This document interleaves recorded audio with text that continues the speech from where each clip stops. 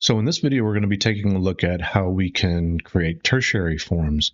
In the previous videos, we looked at how we could block out our mesh and then go ahead and build our secondary forms. And now we're taking all the work from those previous videos that we looked at, and we're starting to work on the tertiary forms, which is the finer wrinkles and details that tie into the secondary forms.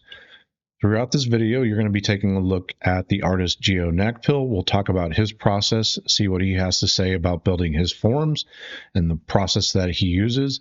I will say throughout his process, it's much more of a very hand-drawn, sculpted workflow. And so everything's done by hand that he's going to show.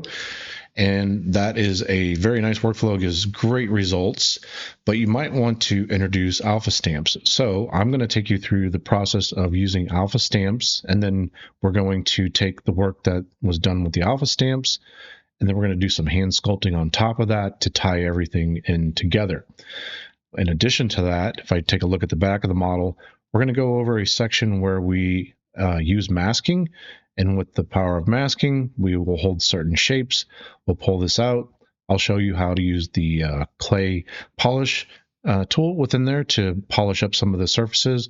Then we take a look at another masking method where instead of doing the shapes for the different masks that we want to hold, we're going to draw line work, and then we're going to be able to fill in those shapes from there. And then another technique that we will be taking a look at is this, where we can take a tiling texture, and if we take a section of our model and we put UVs on there, we're going to be able to use the surface tools inside of ZBrush to actually take that repeatable texture and then push that on that area. I'm going to show you how to break this off like a little section of the model so you can just work on that and then put UVs on that. For most of the session, I'm going to be using Dynamesh for the process. But I'm also going to show you, if we turn on the polyframe and I'll drop down to the low subdivision level, I'm going to show you how we can take our sculpt, we can capture that with ZRemesher topology, and then we can use a projection method to capture the sculpt that we've made. And so then that way we can get better looking topology on our model, and we can use the power of subdivision levels. And the last thing that I will really kind of talk about is in the surface noise area, there is some stuff that we can do with that tool as well to get some different patterns. So we can get some purlin noise on there. There's an erosion pattern that I'll show you. I'll also show you how to just mix in some of their basic noise on there. So using a combination of all these different techniques will give you everything that you can see here. And I think when you're done with this section, you're going to get a whole lot of information that you can use on all of your different projects, how you can take everything from your secondary form and move it through the tertiary form stage and really get a full understanding of this process. So let's go ahead and jump into this. Let's get into ZBrush and let's get sculpting. So in the very first video that I made for you all, I introduced you to an artist by the name of Nakpil. Definitely one of my favorite artists, and he's got tons of great information about how to go through the different stages and build these different forms from the blockout, primary, secondary, and tertiary. The talk that I introduced you to before was a Gnomon talk, and right now I'd like to point you to a talk that he did with Pixelogic ZBrush. On here, he's going to talk about the various forms that he builds up and some of the different tools and his thought process.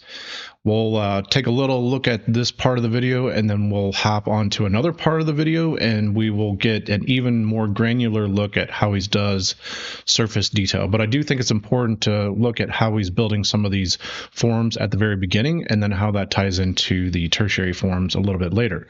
So let's go ahead and take a look at this video. So as you guys have heard me say, this is about forms, right? And I'm kind of like talking about sort of what my process is in getting good forms. But before that, I kind of wanted to show sort of my favorite tools in ZBrush, because I think it's an important thing to show with regards to how I achieve what I'm doing. Starting off with a sphere, let's go with, you know what, I'm going to pimp out, I love the damn standard, but Paul, I forgot his last name, the Paul clay brushes, there's if you guys buy that one, there's a knife tool there that I am in love with. And the damn standard has been my bread and butter brush for a long time, but this knife brush is really, really cool. In that, I think the damn standard sometimes in certain angles it kind of flips out, but this knife tool is very creamy, and it just retains its orientation in whatever manner you have. And what I like to do with the knife brush, and I'm just only going to show you guys a handful, because to be quite honest, I'm not really a ZBrush power user. I'm just, like, I only know a handful of tools, but it's within those tools that I really kind of try and maximize what I am able to get out of ZBrush. So first and foremost is I like to knock the intensity down really low for most, if not all, my tools. And if you notice, the radius of this knife tool or / damp standard is pretty big. And what I'm able to do is get these nice pillowy effect. Because typically when you're in damp standard, what I see from people, they're kind of using it for more pores or surface detailed, but I use this actually as a way to build forms in anatomy. So, and then from there, clay buildup is another one of my favorites, knocking that down to about 3. And with clay buildup, having gone through the knife tool here as sort of a way to kind of block in my forms, I use the clay buildup to reinforce it with further refinement to the flow of how these forms would interact with each other. And the way in which I like to use the clay buildup tool is if you guys notice, I like to create these strokes that accentuate the cross section of the forms, which gives it a fuller, more fuller kind of feel. Like if I do that here and then smooth, and sometimes I blend between the midpoints so that that line is not consistently sharp. I'm trying to get a semblance of skin rolling over it. And then what I might do with a knife tool is pinch both ends here to kind of signify that there's a pinch point here, and skin over these two forms.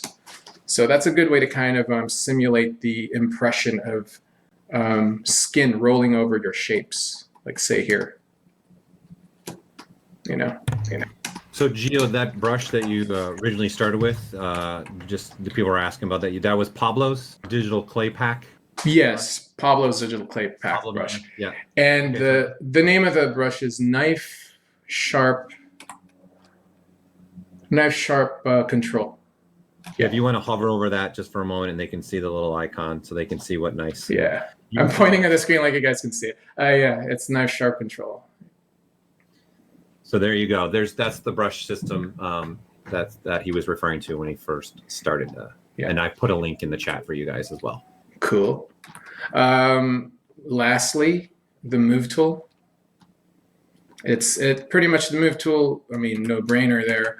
It acts like your hands, right? But again, what I like is, like with all the other tools, if you notice, the radius of my brush is really big.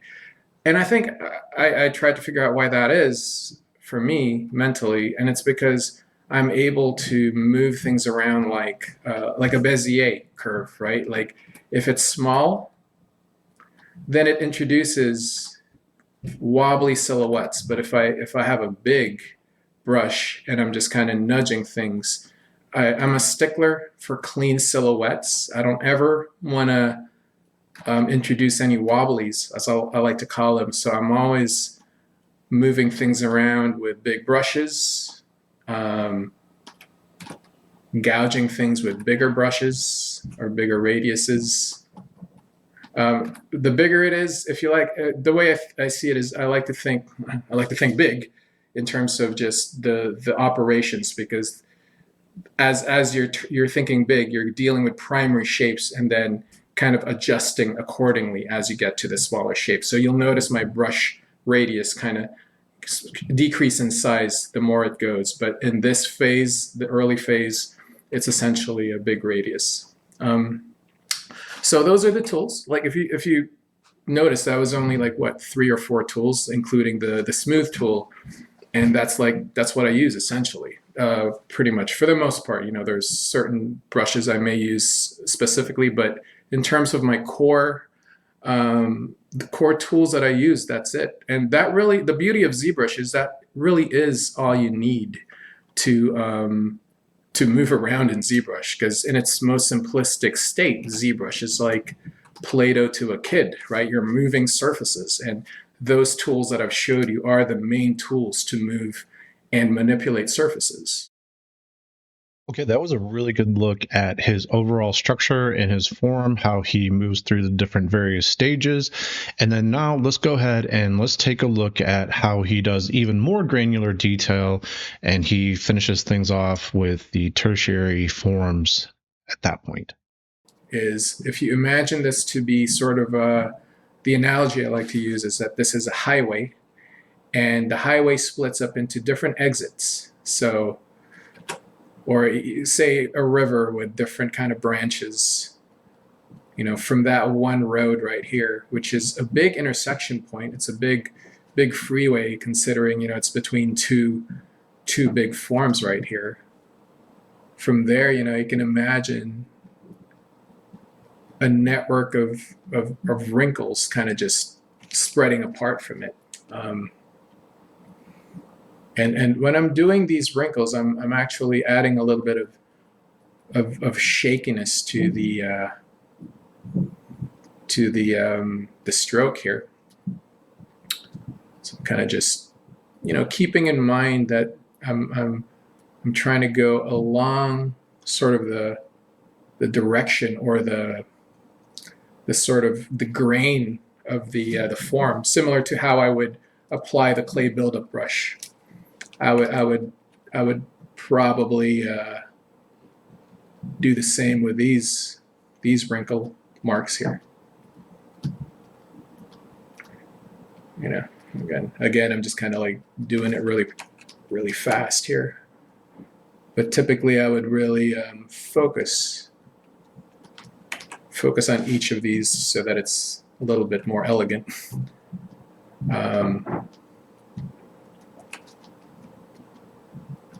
So once, you know, let's see, you know, so already it's adding sort of like a pretty good breakup. And in my head, I'm also thinking about what is this area like? You know, sort of like maybe like, you know, how cows or bovines have this particular type of skin on their maw, and maybe that's the vibe I'm looking at. And so I'd probably look for references before I'd even start. And so I switched to the clay buildup, and let's kind of fix the lighting here a little bit so that I can kind of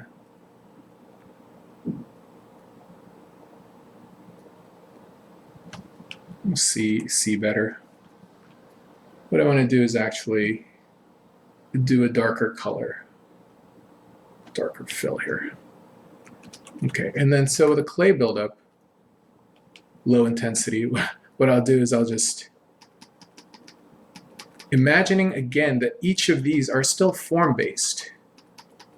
I'm adding the same strokes I would add if these were primary or secondary forms. I'm just adding that in there. It's a little hard to see with.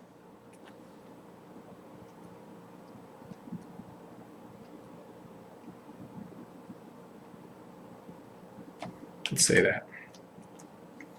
You know, there's still compression areas here that'll be fun to resolve. You're just kind of dealing with smaller shapes, but you know, like say around this area, I'm adding fullness and compression, and it really does make a difference when it comes to giving dimension to your surface detail, right? And this is the kind of work I can just do just with headphones, kind of just half my brain turned off probably.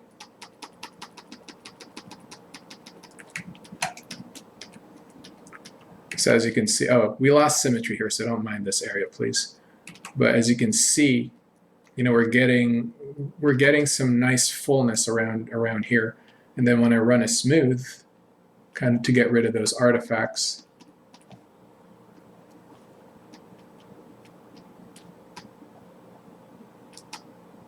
you're getting some nice organic looking areas there. And then what I like to do on top of that is I like to use a mask, an alpha mask. Oops, sorry. Okay. Knock that down to like a really low setting, maybe too low, just to add that extra layer of noise that my hand just can't replicate or do. You know, that extra level of undulation. And then what I like to do sometimes is under masking, I go to mask by cavity. Oh man, I hate this one. I have to mess around with a curve. Oops, reset. I always have to kind of guess like if it's a mixture of intensity and, oh, there we go. We're getting a good gradient, soft gradient here. I inverse this. Actually, yeah, let's inverse this. I'll click off view mask.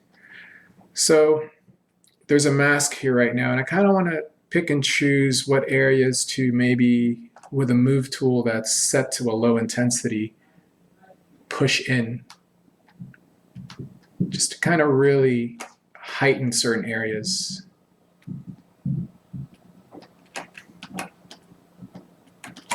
Then soften that a bit.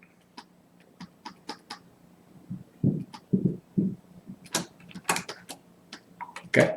Yeah, so you're, as you can see, you're getting really good organic shapes there. And then on top of that, like it's a very layered thing. You know, that's why I always like to study makeup effects artists like Kazu or Steve Wang. You know, their surfaces just have this really nice organic look to them.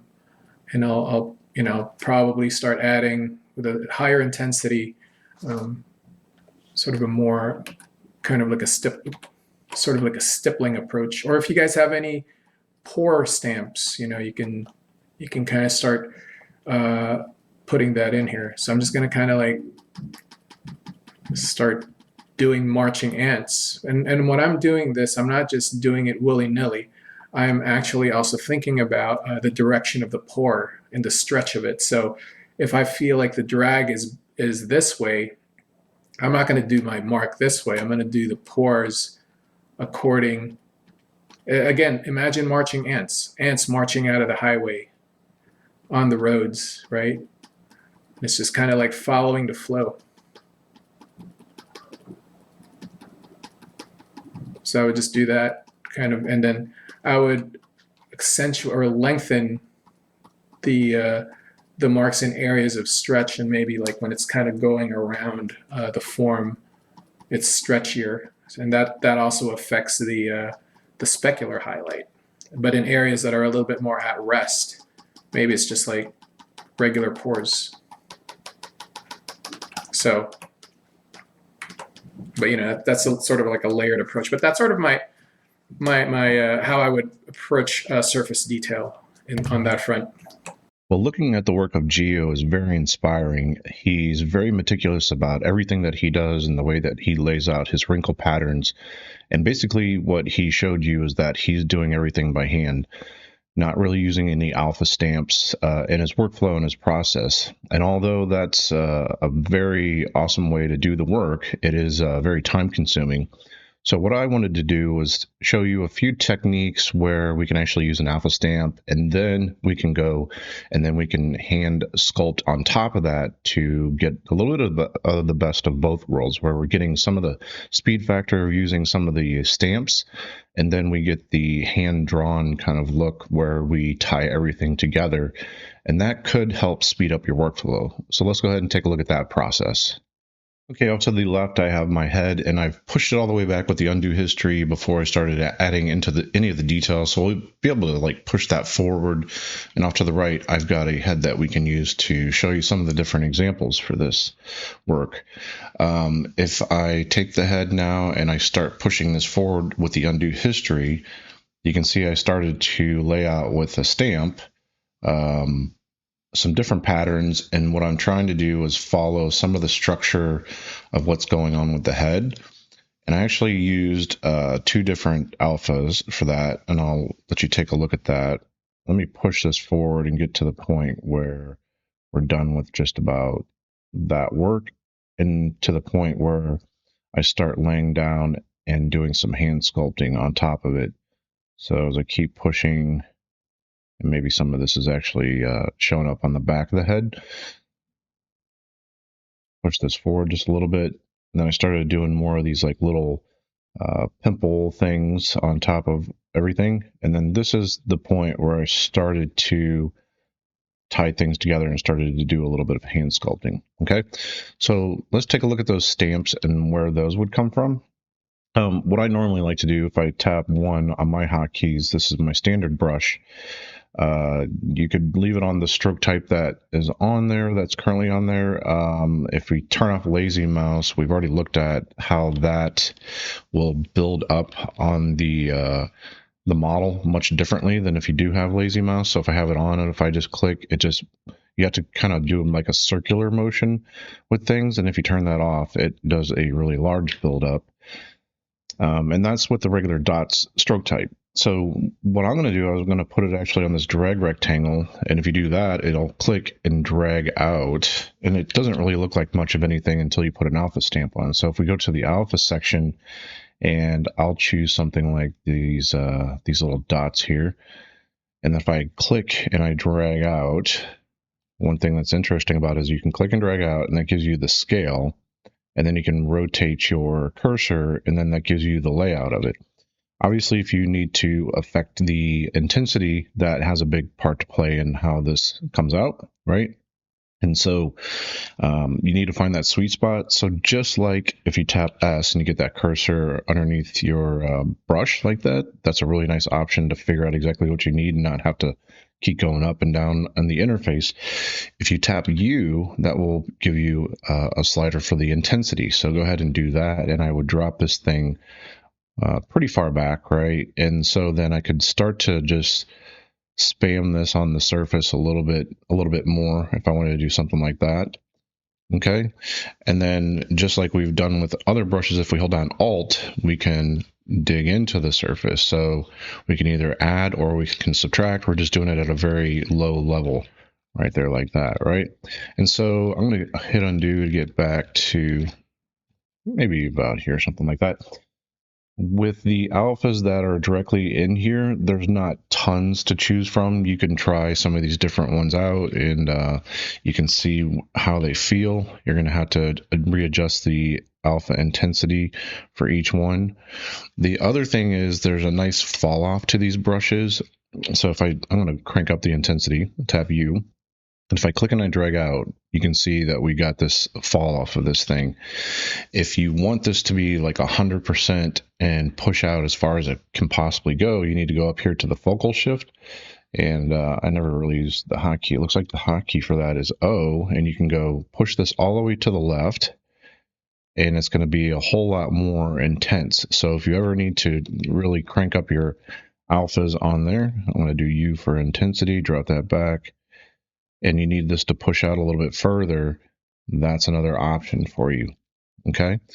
And again, what I was saying is that there's just not tons of alpha in here. You can go through and you can check things out. Now this is definitely problematic with this one. See how this one's square, and we've got that focal shift, which looks like the hotkey for that was O. So I'll put that back down to 0, and then now that gives me a nice fall off on there.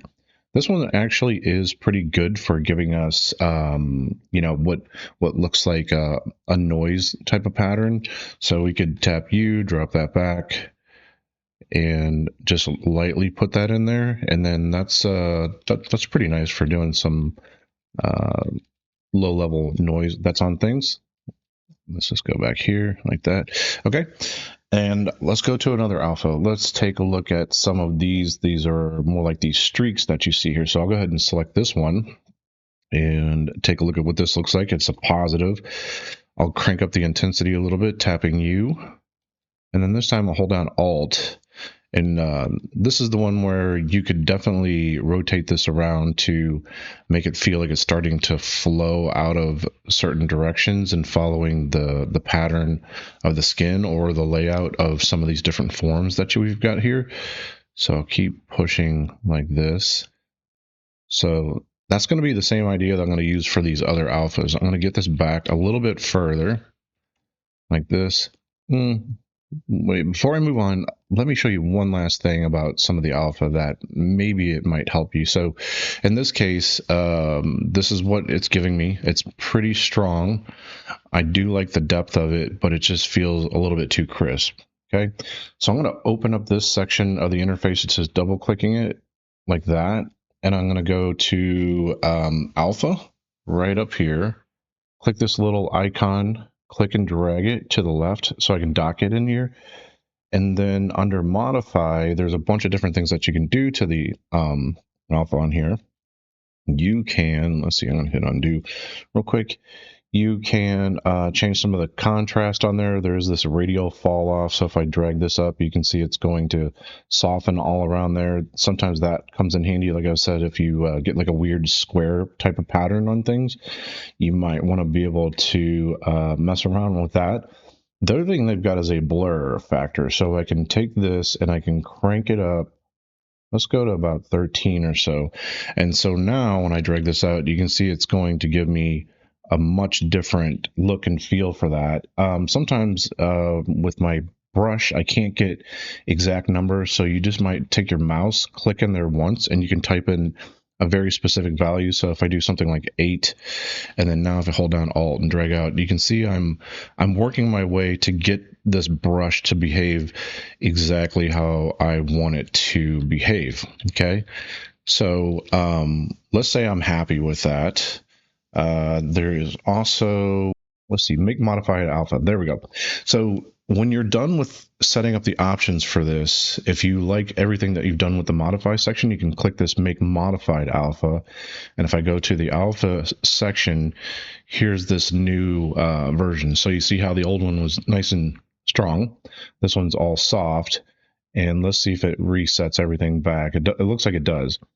So now I've got this new alpha that I can play around with that I've modified. It's not going to change any of the values in here, because if we changed out with a different alpha, I believe some of those values might hold. So that might trip you up just a little bit with that. Okay. The other thing is, if you really like this brush and you like the way that it behaves, it's possible that you could do this. So I've got all my hotkeys set up. I don't want this to mess up my brush, but if we save this as a new brush, it'll try to overwrite this thing. So I can go to brush and I can go clone brush, and it'll give you this 1 after the end of it. Now that's only going to keep it for this particular session that you've got going on. If you want to kick it out and you want to save it, then you need to go to brush and you can say save as. And before you do that, you can do this select icon. Now, if you have something in the interface like this, it's going to grab that. That's going to be your new icon for the thing. So if you do something like this, where if you have a sphere in here, you could either do, I'll just do like a positive on here, and I'll do like a negative on there like that. And then now with brush, I'll go select icon. I know it's not super strong, but that could be helpful. The other thing is, I think whenever they do the icon for what you see inside of ZBrush for the brushes, there's a toy plastic material. And now if you go to brush and you go to select icon, that's going to give you the color of what they do there. And then you can just say brush, save as, and now you've got a brush that you can start working with on there like that. Okay, so those are all the different options for how you can take some of the brushes, modify them. There's a whole lot of other alphas that actually ship with ZBrush, and you might not know exactly where they're at. Let me show you that. We're going to go hit the comma key for the lightbox, and we're going to have that pull up. So let's go to the alpha section right here, and you can see that there's going to be a whole lot of other different alphas that you can choose from. Because we're doing something organic, I'm going to try out some of these different skins that they've got. So what I can just do with this is if I double click this, it should load this into the alpha section. Now, while I've got Lightbox open, what I can do is just keep double clicking until those load. So there's a few other alphas in here, but as far as like doing skin, these are probably going to work pretty good for you. So I'll hit the comma key to close up Lightbox. And then now all those alphas that we just looked at, we should be able to individually start working with them, right? So I'm going to try this bumpy skin first, and we'll just see what that does. If you saw in the part of the process, bumpy skin is actually these little pimples that I did a little bit later towards the tail end of things. I used that one, and I'm going to go, let's see, is it, we've got that, I should pay attention what the number is. So this is bumpy skin 2, and this feels like this, and I would at the beginning, try doing some positives, hold down Alt, and then do some negatives as well. And depending on the scale, obviously, you're going to get a much different feeling for that. So like if we got in on the nose and we make this really small and hold down Alt and then drag in, we can do some stuff that feels more like skin pores and things like that, right? And if we make it a little bit larger, obviously we can do much bigger stubble patterns. Things like that. Okay. So that one seems like a pretty nice one for doing some of the skin pattern. Let's try this leathery skin that we've got here. This one's similar to these type of lines that are pulling out. Again, pretty rough, like this. Okay. And before I get going too far on this, the other thing I think would be beneficial is if we stored all the information that we're doing on a layer, so we could have some more options to either turn it off, make it more intense, or drop that back. So because I've just started doing just a few strokes on here, I'm going to get this back to the beginning before I started really laying anything down. And let's go look at where the layers sit. So let's open up layers. If I want to start sculpting back on this thing, I put it right here into this record mode, and then now I'm actually going to be sculpting on this detail. So let me just lay out a few things real quick on here, just to show you what we got going on with the layers and why this is even important for you to pay attention to. And hold on Alt there. So now that I have things on a layer, I can go ahead and click off the icon for it to be in the record mode. I can turn on and off the visibility, so we can store everything that we're sculpting in that layer.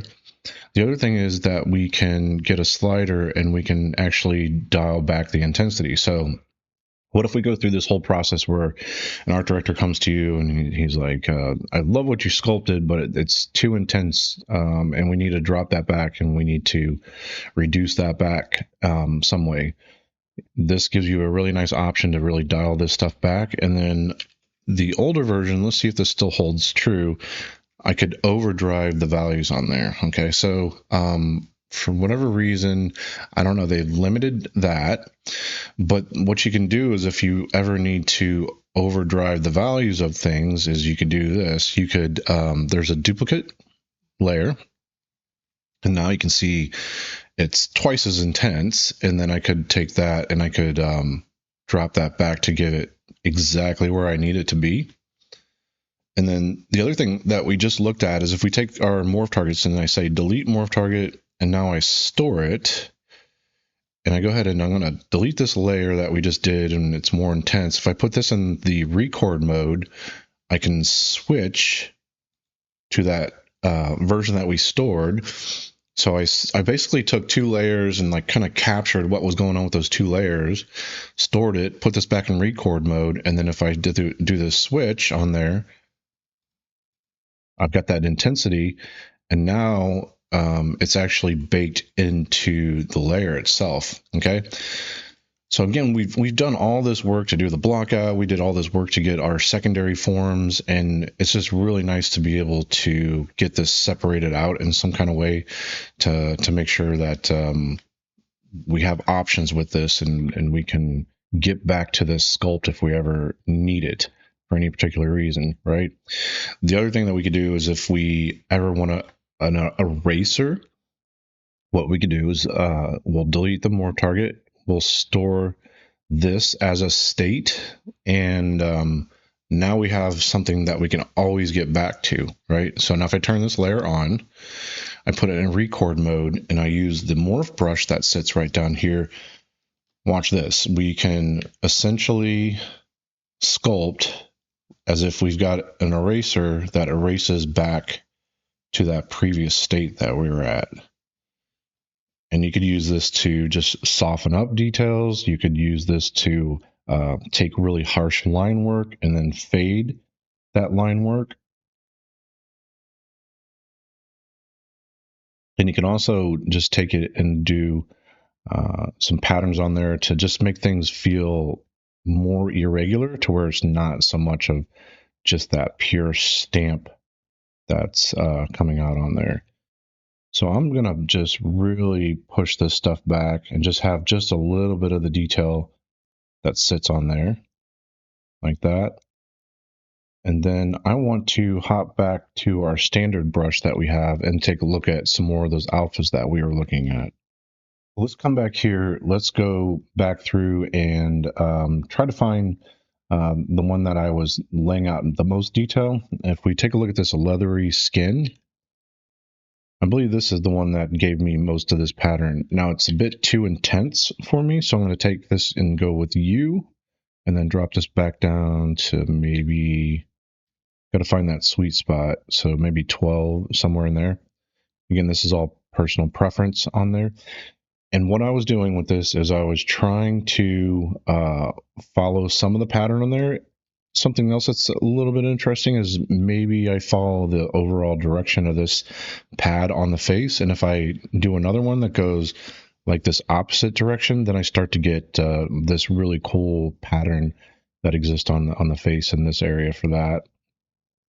And again, I think the intensity is probably just a little bit too much, so I'm still trying to figure out what I need with this.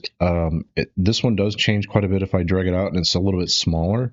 And you can see if I keep dragging out, it makes obviously bigger lines, but it feels like it's almost becomes a little bit more intense, but gives me a whole lot more coverage.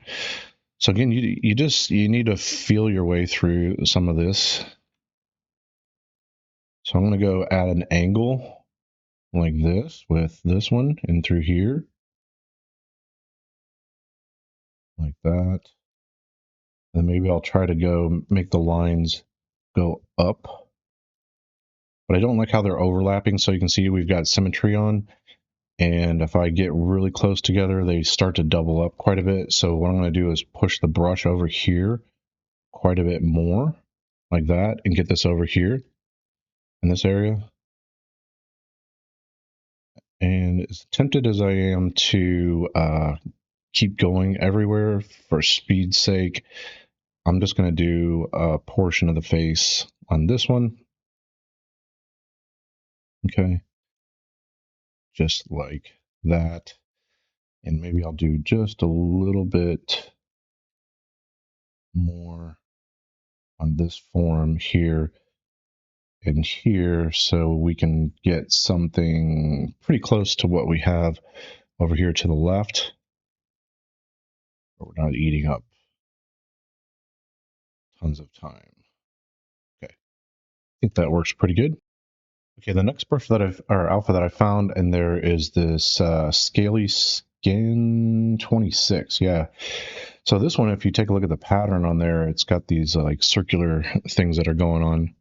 And let's just drag this out. I'm gonna hold down Alt with this one, and I need it to be probably a little more intense. So I'm gonna put this up to about 14 or so, and that's looking pretty good. Maybe that's a little too intense. So I'll go to 11.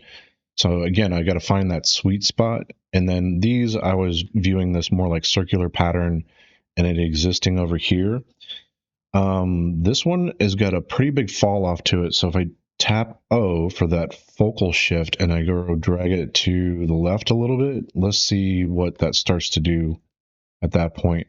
And we're starting to get a little bit more of those circles to kind of show up. And I want those to be nice and big and through there like that.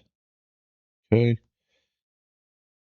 and I think that's starting to give me the appearance and the feel that I'm hoping for, something like that. And maybe do one more right there like that. Okay, and to finish things off, I'm going to go to that Bumpy Skin 2 that we looked at before. And I'm going to do some positives on here. Maybe drag the intensity up a little bit more. That's probably a little bit too much. Right in through there. And maybe even hold down Alt and then do some negatives for some of the pores that would exist on there.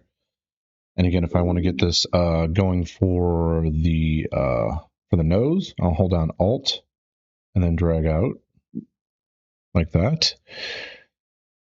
Okay, there we go. And I think that's feeling pretty good. I'll get maybe just a little bit more in this area and a little bit more in this area and through there. Okay, now I'm going to start working on tying this all together and do the hand created parts for that. Okay, so for me, we've already looked at the last video for the secondary forms using the GeoSoft Forms brush. And if you haven't tried this brush yet, I highly recommend it. This is starting to feel to me like something I really like for doing this detailed work. I used to use the Damien standard for this, and I would just make the brush size pretty small, and you can start working to figure out what's the intensity, what's that need to be, and what's the size needs to be to start matching some of this line work that you've got, and you start to be able to tie this stuff together. Like I was saying, start to look for patterns that are in there. So although that this brush works just fine, and it's a really nice brush, like I was saying, this GeoSoft Forms brush just really seems to be a nice version of this. And let me crank up the intensity of that just a little bit. And I don't know, I'm just really enjoying that as a brush. So I'll leave it up to you which one you want to use. You're going to have to download the GeoSoft Form brush if you want to try that one out.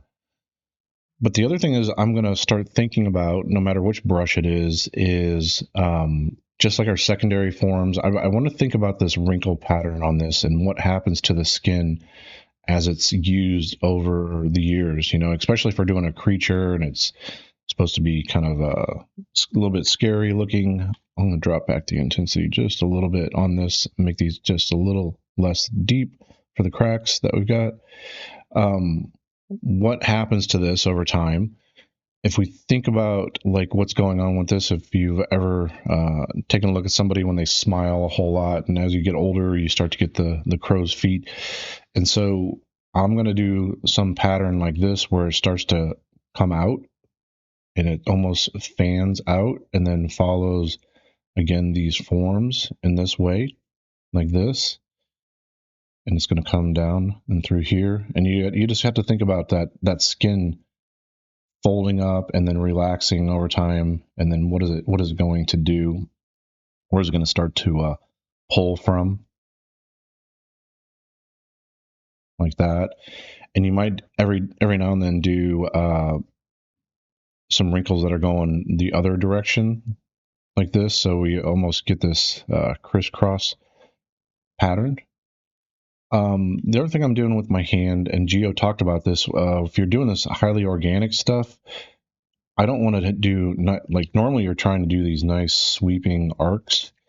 If you take your hand and you just jiggle it and you give yourself your own jitter to the brush, that's your ability to draw some of these more like squiggly forms and squiggly lines. And you can see how there I was trying to take what did the computer give me, and then how can I steal that and add my own thing, but then tie this stuff together. So I see a line here where I can continue that on into here. And now I'm starting to just make this stuff very specific. I'm trying to make it exactly do what I want it to do. So even this, you can see how much time it took us to lay down the alphas, which is not a lot of time. Like if I wasn't explaining this to you and you're just sitting there and you kind of know what you're doing, you can go pretty quick with this stuff. Now this part is the part that you're not going to be able to just rush through this. Geo talked about this being a fun part where he really likes this part of the process, and you can just put your headphones on and you can just kind of go to town with that. And I would agree with that. I'm somebody who I do like to draw a lot, and there's parts inside of ZBrush where I really feel like it's more of a drawing process. And to me, that's nice and relaxing. This is, I guess you can turn your brain off in a way. When you're first starting this stuff out, you're probably thinking about things a whole lot, but after you've done this quite a few times, you're not thinking about the process quite as much anymore. And so, yeah, I'm not going to do too much more work on here. I think you'll probably get the idea of what's going on there for that. So what I can do is I'm going to put this back over here. I'm going to keep pushing on this a little bit and build up a little bit more of that hand-drawn stuff. Now I will say this, I think on this one over to the left, when I actually did the work, I probably pushed things quite a bit more. The other thing that I was doing with this Geo brush, and let me just show you this, I'll make the size a bit larger, and I know we're invading back into the secondary detail area, but we can start taking the tertiary, looking what we got with the secondary. And as we're doing that work to tie everything back together, we're building those forms up even more. So I can punch this stuff out just a little bit, right? And a natural part of the process is when you do the tertiary work and you get back, you might start to notice some of those secondary forms that were really important to you that you spent all this time on. They almost feel like they start to disappear a little bit. That's natural. That's fine. The only thing is evaluate that, start to really understand why that's happening. And it's because your eye is seeing this more complex pattern and it doesn't really know where to go anymore. So you probably need to go back to the secondary forms and you need to readjust that by maybe making line and cracks and things like that. You got to intensify that and start to pull out those forms even more. So it is a balancing act for sure. But again, it's just all part of the process. You can see I did some lines here on the chin and kind of pushed that. And I pulled probably a little bit harder on some of these and through there. And got some bigger breakup along with the smaller breakup. Again, it's all up to you how much you want to push this and how intense you want things to be. Okay. All right, let's hop back over here and keep pushing this forward.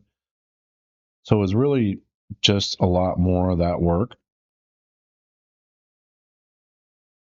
And just really trying to evaluate the model in all different parts on here. I did get to this point right here where I was doing this more. I feel it's like these big pimply kind of things, and I'll turn this off. I'll turn the alpha off. And what I'm going to do, if you remember back to what I was talking about with the standard brush and how we can build that thing up by turning off lazy mouse, I just did that. And then now I can make my brush size, depending on how big I want these bumps to be. I get a brush like this, and I just very lightly, you can see with, if I tap U, it's on like 12 for the strength. And then I'm just going to use the bracket keys left and right in this case, so that way I can keep my hand moving and just keep doing some dots, but then I can vary up the size a little bit, and I can make them a little bit smaller as they get towards this. And if you think about this guy, and he's shaving, he's just getting these really horrible shaving bumps on his face. I don't know why a creature like this would be shaving, but hey, you never know. So it just adds a little bit more depth to the skin here and makes it feel a little bit more specific. Definitely makes them feel a little more creepy, right? Yeah. Okay. And then I did something like that, and here did a little bit of work on the ear, and then just, you can see I added a little bit of that poor detail that was on there. Okay, so that's how that was achieved for those parts right there. Let's click on this and keep pushing forward. And finally, when I get to this point, I was pretty happy with what I detailed all over the model on there. And at that point, I wanted to show you all a different technique that we could use if we're using masking. And so right in through here, what I'm doing with the masking, if you hold down Control and we draw out these kind of dots that we've got, and I'm drawing this type of pattern, and then I invert it, so Control I, and then just using the inflate brush, we can just run this along that mask there, and you can see what that ends up looking like. And I'm going to keep pushing this a little bit further, and then just going to every other one and trying to pop them out just a little bit, and maybe smoothing some of the results around there. So that was one way. I found that's a pretty good look, right? And if we want a different look for the cracks, we could do something different where we're holding on Control and we're painting line on here. And remember, if you hold on Control and Alt and paint, you can subtract your mask. So with this pattern here, you can see what I did. And I actually held down Control and I blurred the mask just a little bit. And you're going to have to play around with that to see how crisp you want these details to come through. And then I actually sharpen up the mask. So I hold on Control and Alt and click on the mask, and I can sharpen it. And then once I get the mask set, then it's a matter of us sculpting through here and then raising the surface up, and then kind of playing around with that a little bit. The other thing I did while the mask was on is I used this clay polish, and I was trying that just to see what the look of that would be. So I didn't arrive exactly where I wanted to be with this. What I do think is that with those two different techniques and maybe some of the clay polish and then coming back through and then sculpting individually on some of those things, I think that might give you a pretty interesting thing to do, right? So if I come back over here and we got this thing going on, again, I'll just do this real quickly. I'll just paint this. I'll make my brush size quite a bit smaller so I can get a little bit more specific about what those patterns would be, like this.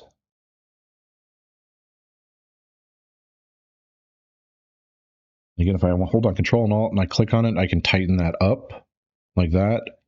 If I make my brush size like really small, yeah, now I can get even more granular with this. Try to get closer with some of the pattern.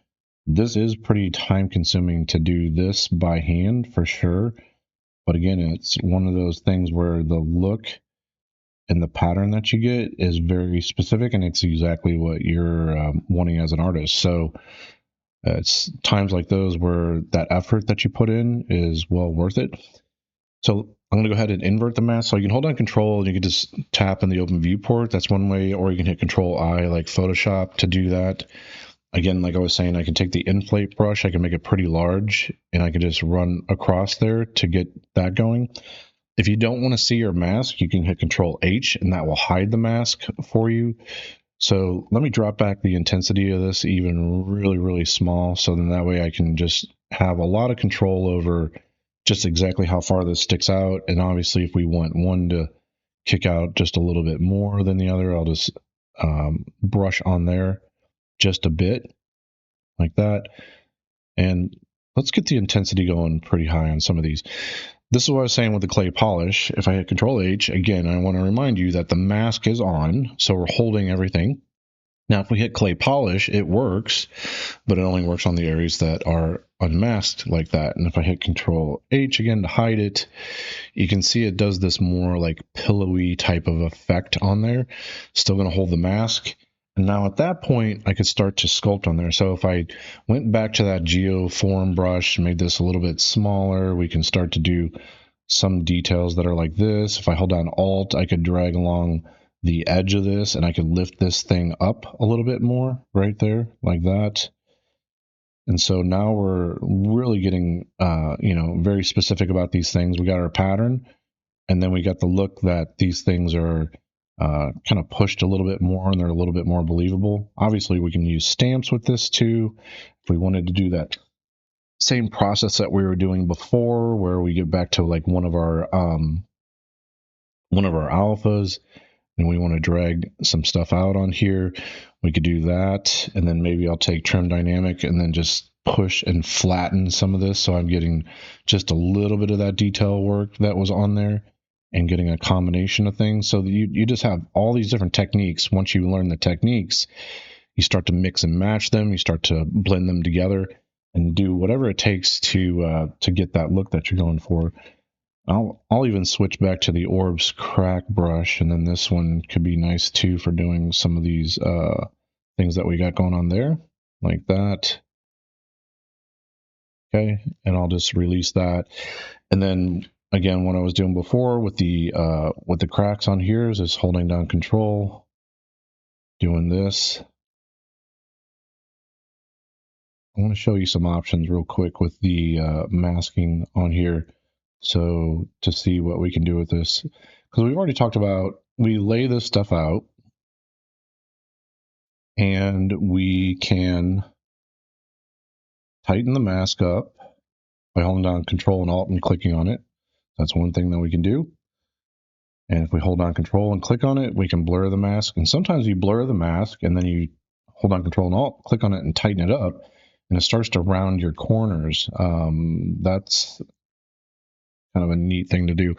The other thing is under masking, if we come here, we've got access to what we were just taking a look at. We can blur the mask, sharpen the mask. We can also grow the mask. We could shrink the mask. This other thing on here is we can boost the mask. So we kind of do that, or you could try to dilute the mask. So actually my cracks were a little bit too thick on there. So if I dilute the mask and then sharpen it, I might get something like that. Maybe if I boost it and then sharpen, you can see what we got. So I'm just going to tighten up the mask a little bit more on there like that. I'm going to hit Control H, hide it, and then before I get going on here, I'm just going to delete that morph target. I'm going to store it, so then that way if I don't like anything that I'm going to go do to the model, I've got some kind of point that I can erase back to. So let's push on some of this. Actually, I'm going the wrong way. Sorry. Got the mask. I'm going to invert it. Actually, that's doing what I thought. Okay. I think I want to try this. It just wasn't looking the way that I was hoping. So I'm going to take the inflate and then hold down Alt. And that is crazy. Okay, so let's try a different brush. So let's try the layer brush. If I do this, that's going to do a positive. And if I hold down Alt, it pushes in. Okay. All right. So much different look. Let's pull this through here. And I know I only pushed the pattern out so far on this. And again, I'm going to get this morph brush. We stored that target before we did this. And now I can just lightly sculpt in exactly how this comes into the surface within here. And now let's go to inflate. Let's invert the mask. I'll sharpen that up. And I can do this clay polish like that. And it's going to smooth that stuff out. Okay. And then now it might be a matter of you coming back through, and I have the Orbs Correct brush. And with that pattern that we got, we can start to really play up on that a bit. And so really I'm behind the scenes, I'm scrambling just a little bit with this because it wasn't behaving exactly the way that I anticipated. But you're going to have to try this technique out, see what you get with the line thickness. I think part of my problem was I wanted to show you these masking techniques, but they didn't exactly give me the results that I was looking for, because I think some of the lines that I actually sculpted with the mask at the beginning were probably just too thick, and they were running into each other in a way that I didn't really like. So I probably needed to redo those masks with smaller lines and do that. And so I'm just going to inflate now on some of this and pull this up, maybe in the middle, puff this out just a little bit. And again, I'm gonna delete the morph target. I'm gonna store it, and then now I'm going to hit clay polish, and it's going to do it to the. Oh, actually, I still have the mask on. Forgot about that. So let's hit undo. Let's get rid of the mask. So I hold Control Drag. So just to make sure, I got a morph target. I'll hit clay polish, and it'll polish the entire object. And obviously, that's not what I want. I only wanted to do it to this part, so I can go back and switch. And then now I've got this morph brush that I can just brush in that effect for the clay polish. And if I really want it to more flatten these things out, give a little bit more of a stylized type of look to this. Doing that.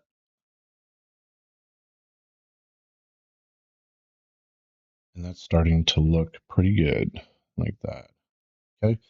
I'm going to do maybe the clay buildup just a little bit on some of this, just to get these to be exactly where I want, and maybe smooth some of that stuff out. I do like this ridge that's on there, but it's a bit heavy at times. So it's going to go through there, right there like that.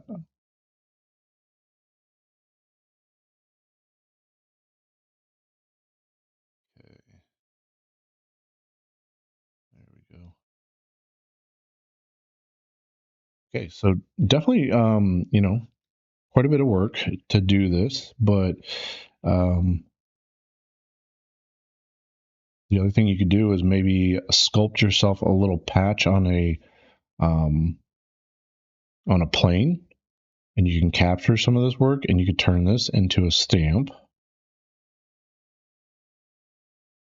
And then once you do that, you don't have to resculpt this over and over again. The only problem is you run into the risk of just seeing that pattern spammed all over the place. So just like we did with the beginning stages, it's a little bit easier to hide some of that stuff because that's very low level surface change. When you start to do a pattern, like if I capture this as a pattern, it's going to keep showing up, and the shapes are bigger, and it's going to be much easier for your brain to pick up on the fact that you're reusing that stamp over and over again. So you could use it to your advantage. The other thing you might have to do is make a patch and make it a little bit smaller, and then maybe sculpt a few individual little smaller blocks like this. And so then you get yourself a little brush pack that you can start to manipulate things together, and it works together as a group. Let's smooth that out just a little bit. So then we start to get something that feels like this. So you can see with what I showed you here, here, and here, you know, just by varying things up a little bit, we can get a much different look on things. There's a technique that I'd like to introduce you to, and to show you that, let's go ahead and take a look at the secondary monitor up here. And what it's called is how to sculpt realistic scales with Painter and ZBrush, and this is with flip normals. If you found my channel, you probably found flip normals, but just in case you haven't, go take a look at their YouTube channel. They've got tons and tons of great content on there.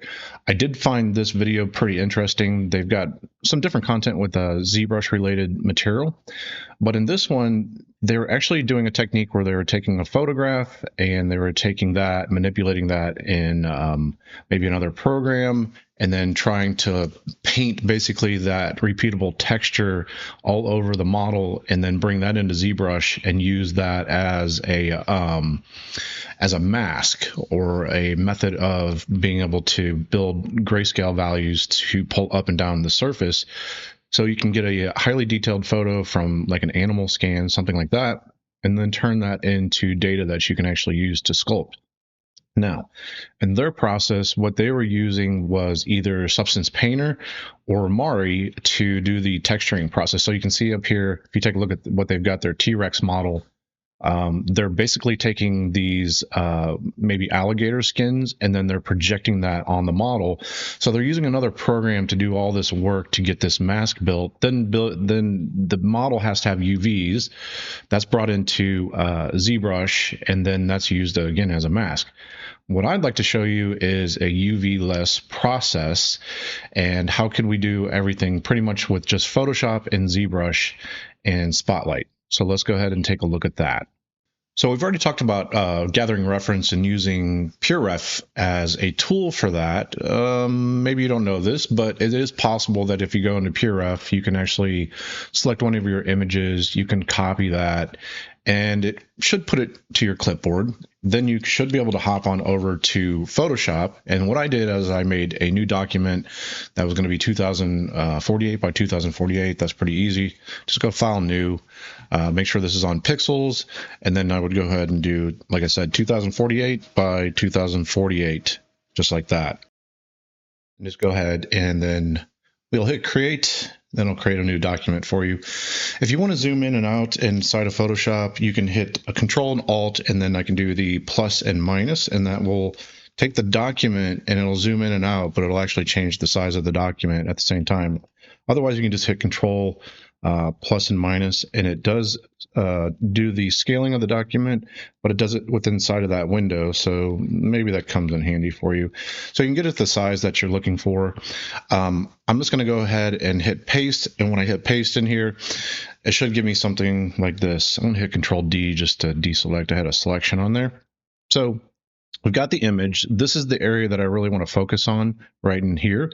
So what I did next was I actually took that section of that part of that image, and then I got rid of all the other pixels on there. So you could just tap M for marquee. You'd have to make sure it's on the square marquee like that.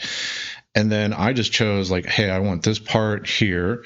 And if I hit Control-Shift-I, that will inverse my selection. I can hit backspace on here. Let me get on the right layer.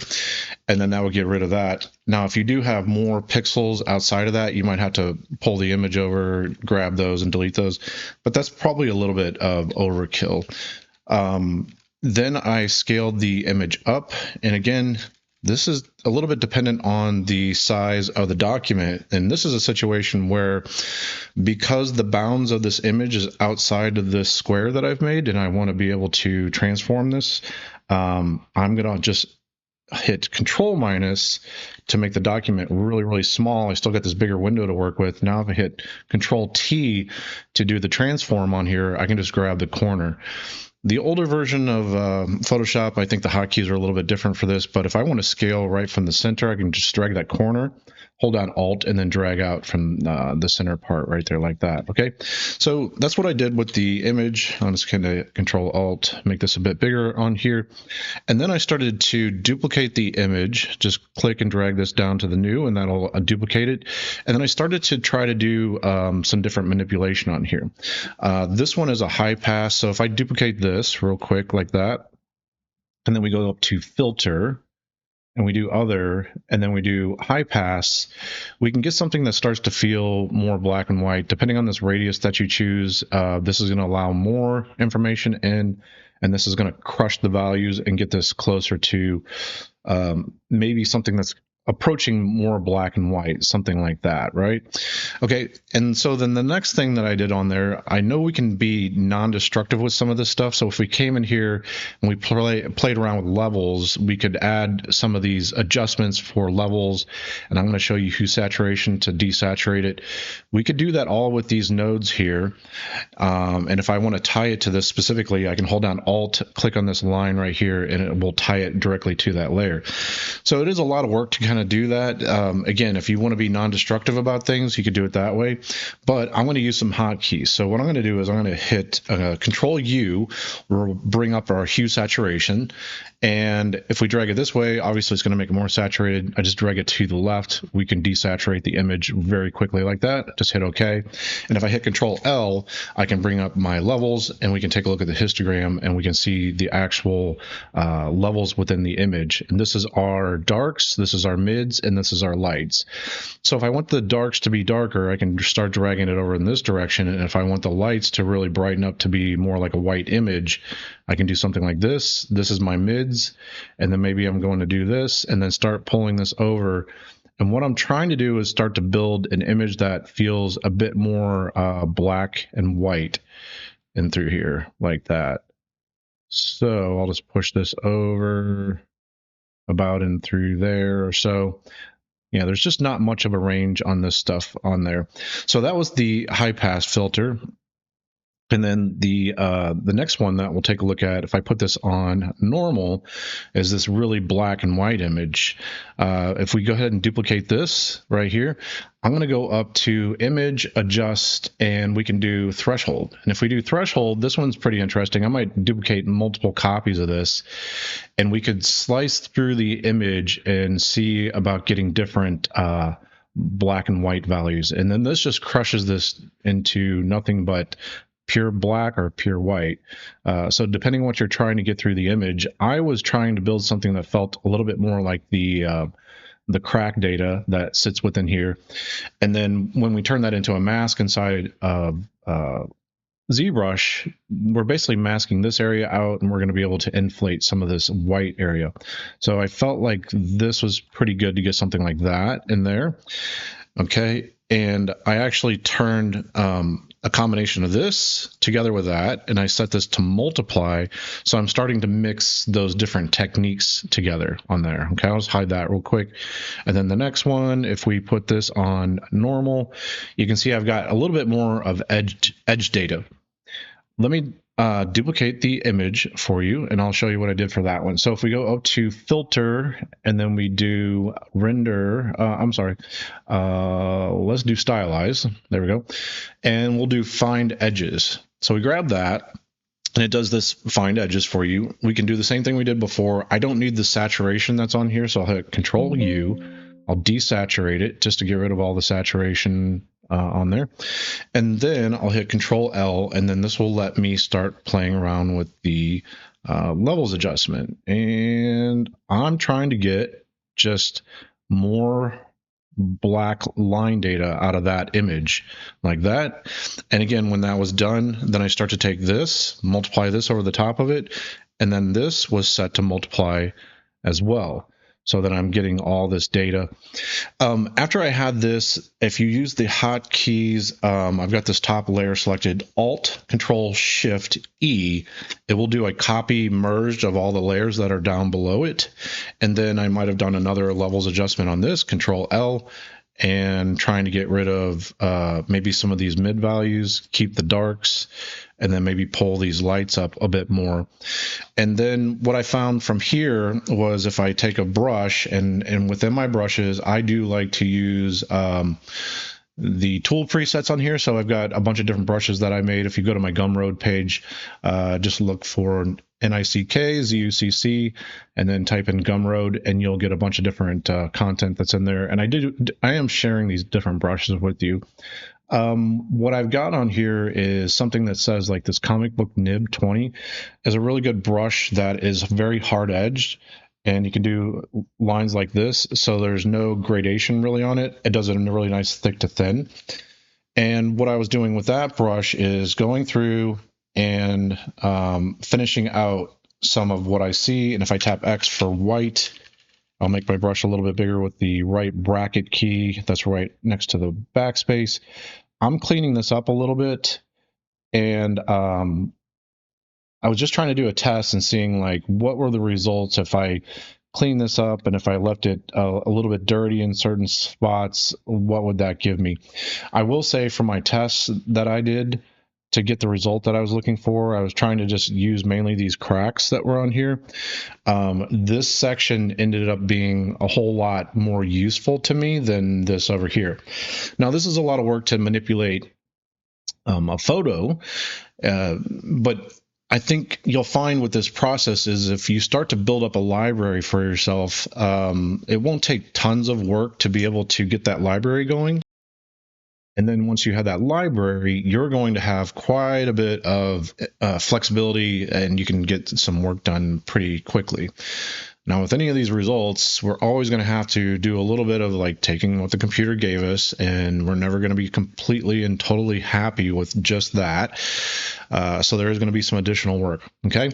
The next thing that I did was I just kicked this out as, so just save this out as a PNG file, and then that should open up fairly easy inside a ZBrush. So I'll just make sure to cover all bases. I'll do File, Save As. We can go down to PNG. You can see I can save over the top of this right here, like that. And this is the settings that I was using, just the default stuff, right? So no big deal on that. Let's take a look inside a ZBrush now and see about how do we add this to the project. So I've got my head here that we've been working on. And what I'm going to do is I'm going to go ahead and I'm going to load this as a texture, because what we're going to do is we're going to put this inside of Lightbox. So to do that, there's two different areas. We can either go over here, say texture, import. I might as well just use this area right here because this is where I can get to Spotlight. I'm going to go ahead and click this, say import, and I'm going to import the PNG in right here like this. There's another step that I almost forgot about that tripped me up, and I want to make sure it doesn't trip you up. So ZBrush has got this thing with their textures is if there is complete and total black levels in your texture, it treats it as if it's transparent. It's some type of feature. Sometimes it works to your advantage if you want to, again, if you want to knock a background out, stuff like that. But in this case, we're using a black and white image that's not working. So let's just take a look at this real quick. Inside of Photoshop, all I had to do was do our levels adjustment, Control L, and then take this black level that exists here, and it just needs to be raised up just a little bit to where it is not pure black. If it's pure black, it's going to go transparent on you, okay? So that did trip me up. Let's go back to the texture thing. So we go ahead and load the texture up. Now, I've done this a couple times, so that's why there's multiple ones sitting here. And you can see this is the very first one that I imported in, and that's why it's got this kind of grayed out, like the background's gone, because it's seeing it as an alpha and it's going transparent on you. And then this next one, you can see all the black levels. I raised that up, and then this is basically the same thing that we just imported in, okay? So we've got the texture selected, and if we click this little button right here, this will go ahead and add it to Spotlight. All right, so immediately you've got this big giant image on here. You got this crazy ring. It's actually pretty cool with the icons. If you hover your cursor over it, it's going to tell you all the different stuff that you're going to be able to do with this. So this is like another one of those Swiss Army knife tools that does a whole lot. What we're going to really just look at is we're just going to scale the image, and we're going to get it down within through here a little bit, and I'm to move it around, we can just click anywhere on the image and then just click and drag. So this is the old one that I was using. If I click on that one, I wasn't anticipating that would be there. You can have multiple images inside a Spotlight. If you do want to get rid of one, you can just go ahead and click delete. So I'll do that. And then I can just, again, I can click this. I can click off of here and push it around. You can click on here. It is a little bit odd on how some of this stuff works on here, but so we've got scale, and then we also have, I think another one that you would care about is if let's find opacity. So we can drop the opacity back. We can make it either stronger or lighter. And what I'm going to try to do is get a good combination of, I can actually see the image itself and I can see my model through it. So I'm going to try to get it at this optimal resolution for me, and then I need to find the rotation. So it was just one back from scale. So we can actually take the image and you can rotate it to get the orientation that you're looking for. Okay, so now as we have that set up, you can tap Z and you can spam that, and you can turn that controller on and off. And if you want to hide this thing completely and not use it, you can hit Shift Z. So Shift Z turns this thing on and off. And then Z will bring back the controls for this. So if you ever want to manipulate that and move it around, change the options, you can always get to it. Okay. So now we got that set up right there. And then now it's a matter of us trying to position our model where we need it to be. Okay. So I'm used to this. You can rotate around on here. One thing you might not know about ZBrush's controls is you can actually roll the camera, and we might need to do that with our model. So if you hold down Shift and then click and drag and then release Shift and still keep doing the up and down motion or the left and right with your mouse, you can actually roll the camera, or it feels like you're rolling the model. And you can see what I'm trying to do is I'm trying to align the model a little bit better with those details that are on there, right there like that. And so again, you can do this really quick. It's just a Shift, click, release. And once you get used to it, it feels like the old school way of zooming in and out on the model. So again, I'm just going to slightly rotate the model, spend a little bit of time to try to get this just the right size that I'm looking for on here. So I think that feels pretty good right in through there. Maybe I'll get this a little bit bigger for the model, so that starts to reduce the scales on there. The next part is actually us turning this into, we're going to turn this into poly paint data. So we're actually going to paint on our model, and it's going to project this black and white image on here. Then after that, we're going to turn that into a mask. So let's take a look at this. So let's turn on the poly paint information. I've already got some on there that I did a little test, and I'll show you this. So you can choose any color you want. I have it on the standard brush. This just seems to be pretty easy for me to be able to use this brush, and it works fairly well. I've turned off Z-Add on here, so I'm not doing any sculpting. I have RGB turned on, so all we got is the RGB intensity, and then now I can say fill object right here like that. Let me hit Shift Z to turn this off, and I'll say fill object right there like that. I do believe I've got layers turned on, and I want to make sure that this is working with the layer. So if I go and say fill object, I can fill the entire object. I might have to do this first before we do the layers.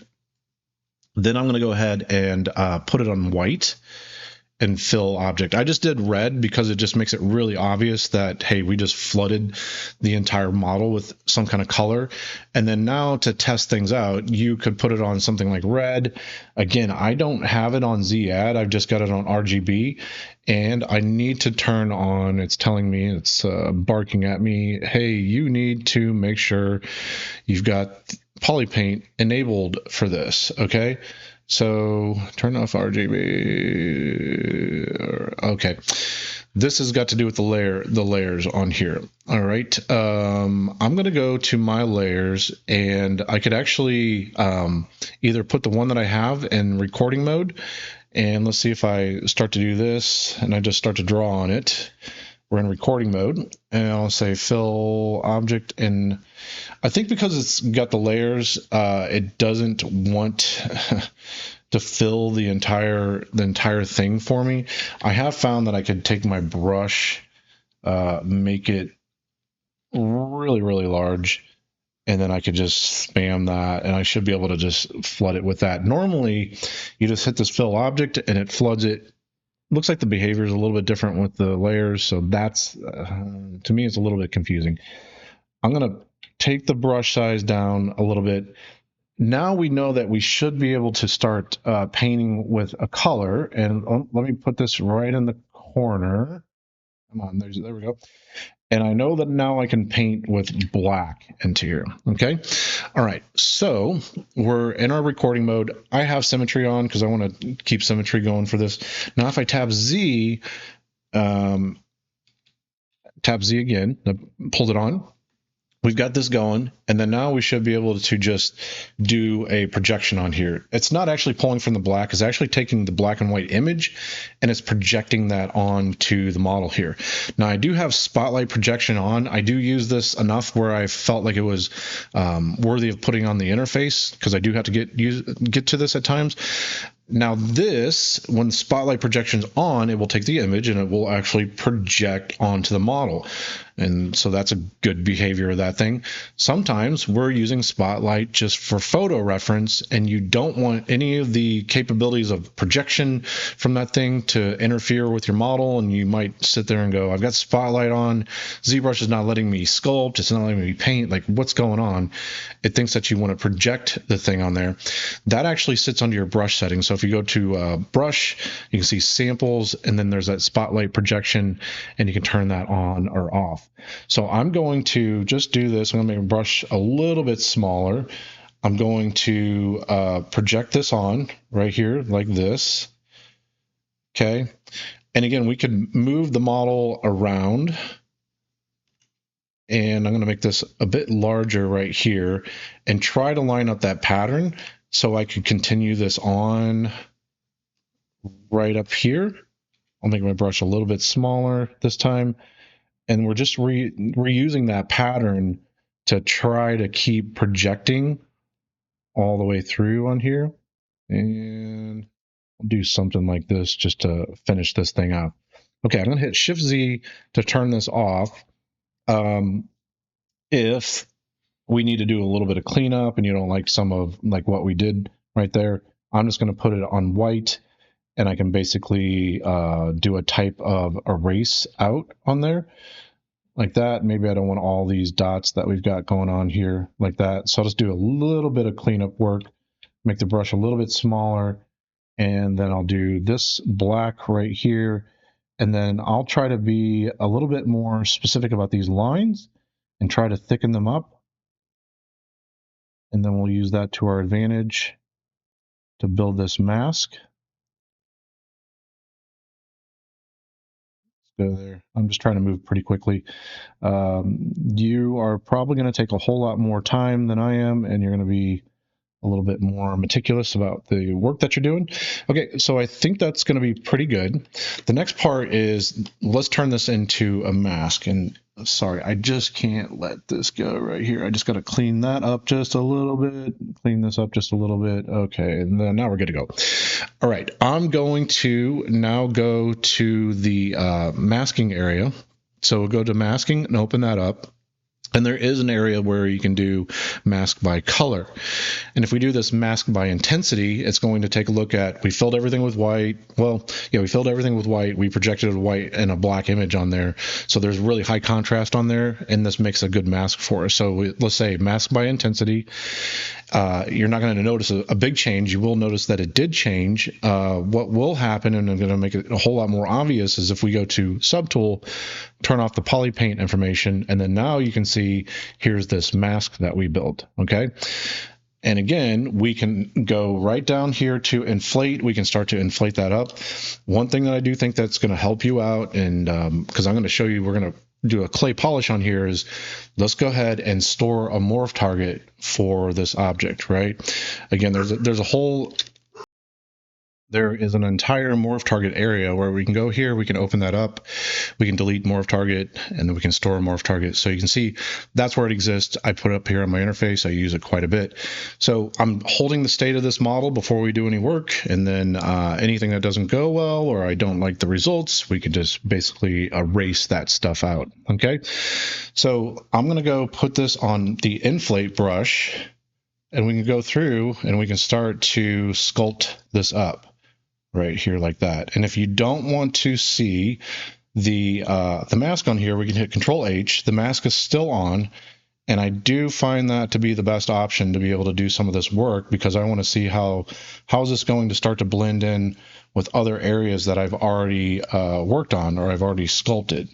Okay, so I'm going to keep pushing this up and through here, right there like that. Okay. Get this going a little bit bigger, right in through there. And then the next thing I'm going to do is I'm going to use this clay polish. Okay, so that actually sits under geometry right above Dynamesh. That's a good option for you. There are some settings for you that you could play around with some of this stuff, but I'm just going to go ahead and maybe hit this just a few times. And again, I can hit Control H to hide the mask.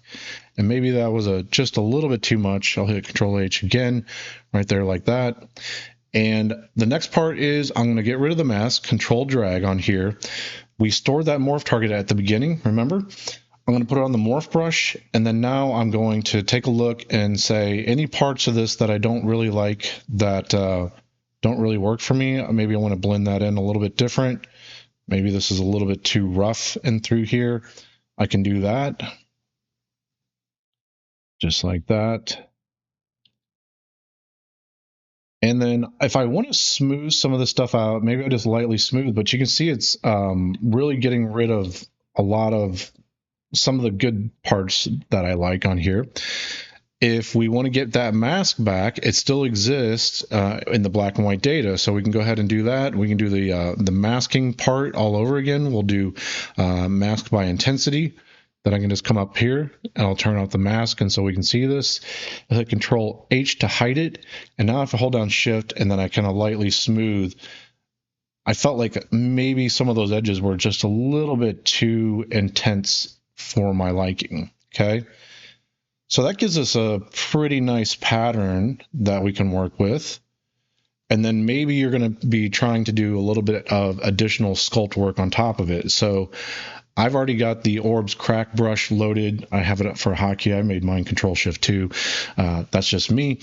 But I really like this one. If I hold down Alt, then I can start doing a little bit of edge work on here, and I can really raise up the surface on some of these, just like this. And we're getting a little bit more of a pattern that feels like this. We've got some edges that pop up a little bit more.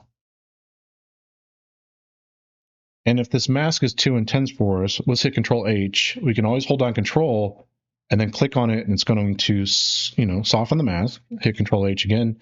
So the mask is there, still protecting, but now it's going to let us kind of push into these corners a little bit more and build these up. So again, it's completely up to you now. How far do you want to push these techniques? How far do you want to push these surfaces?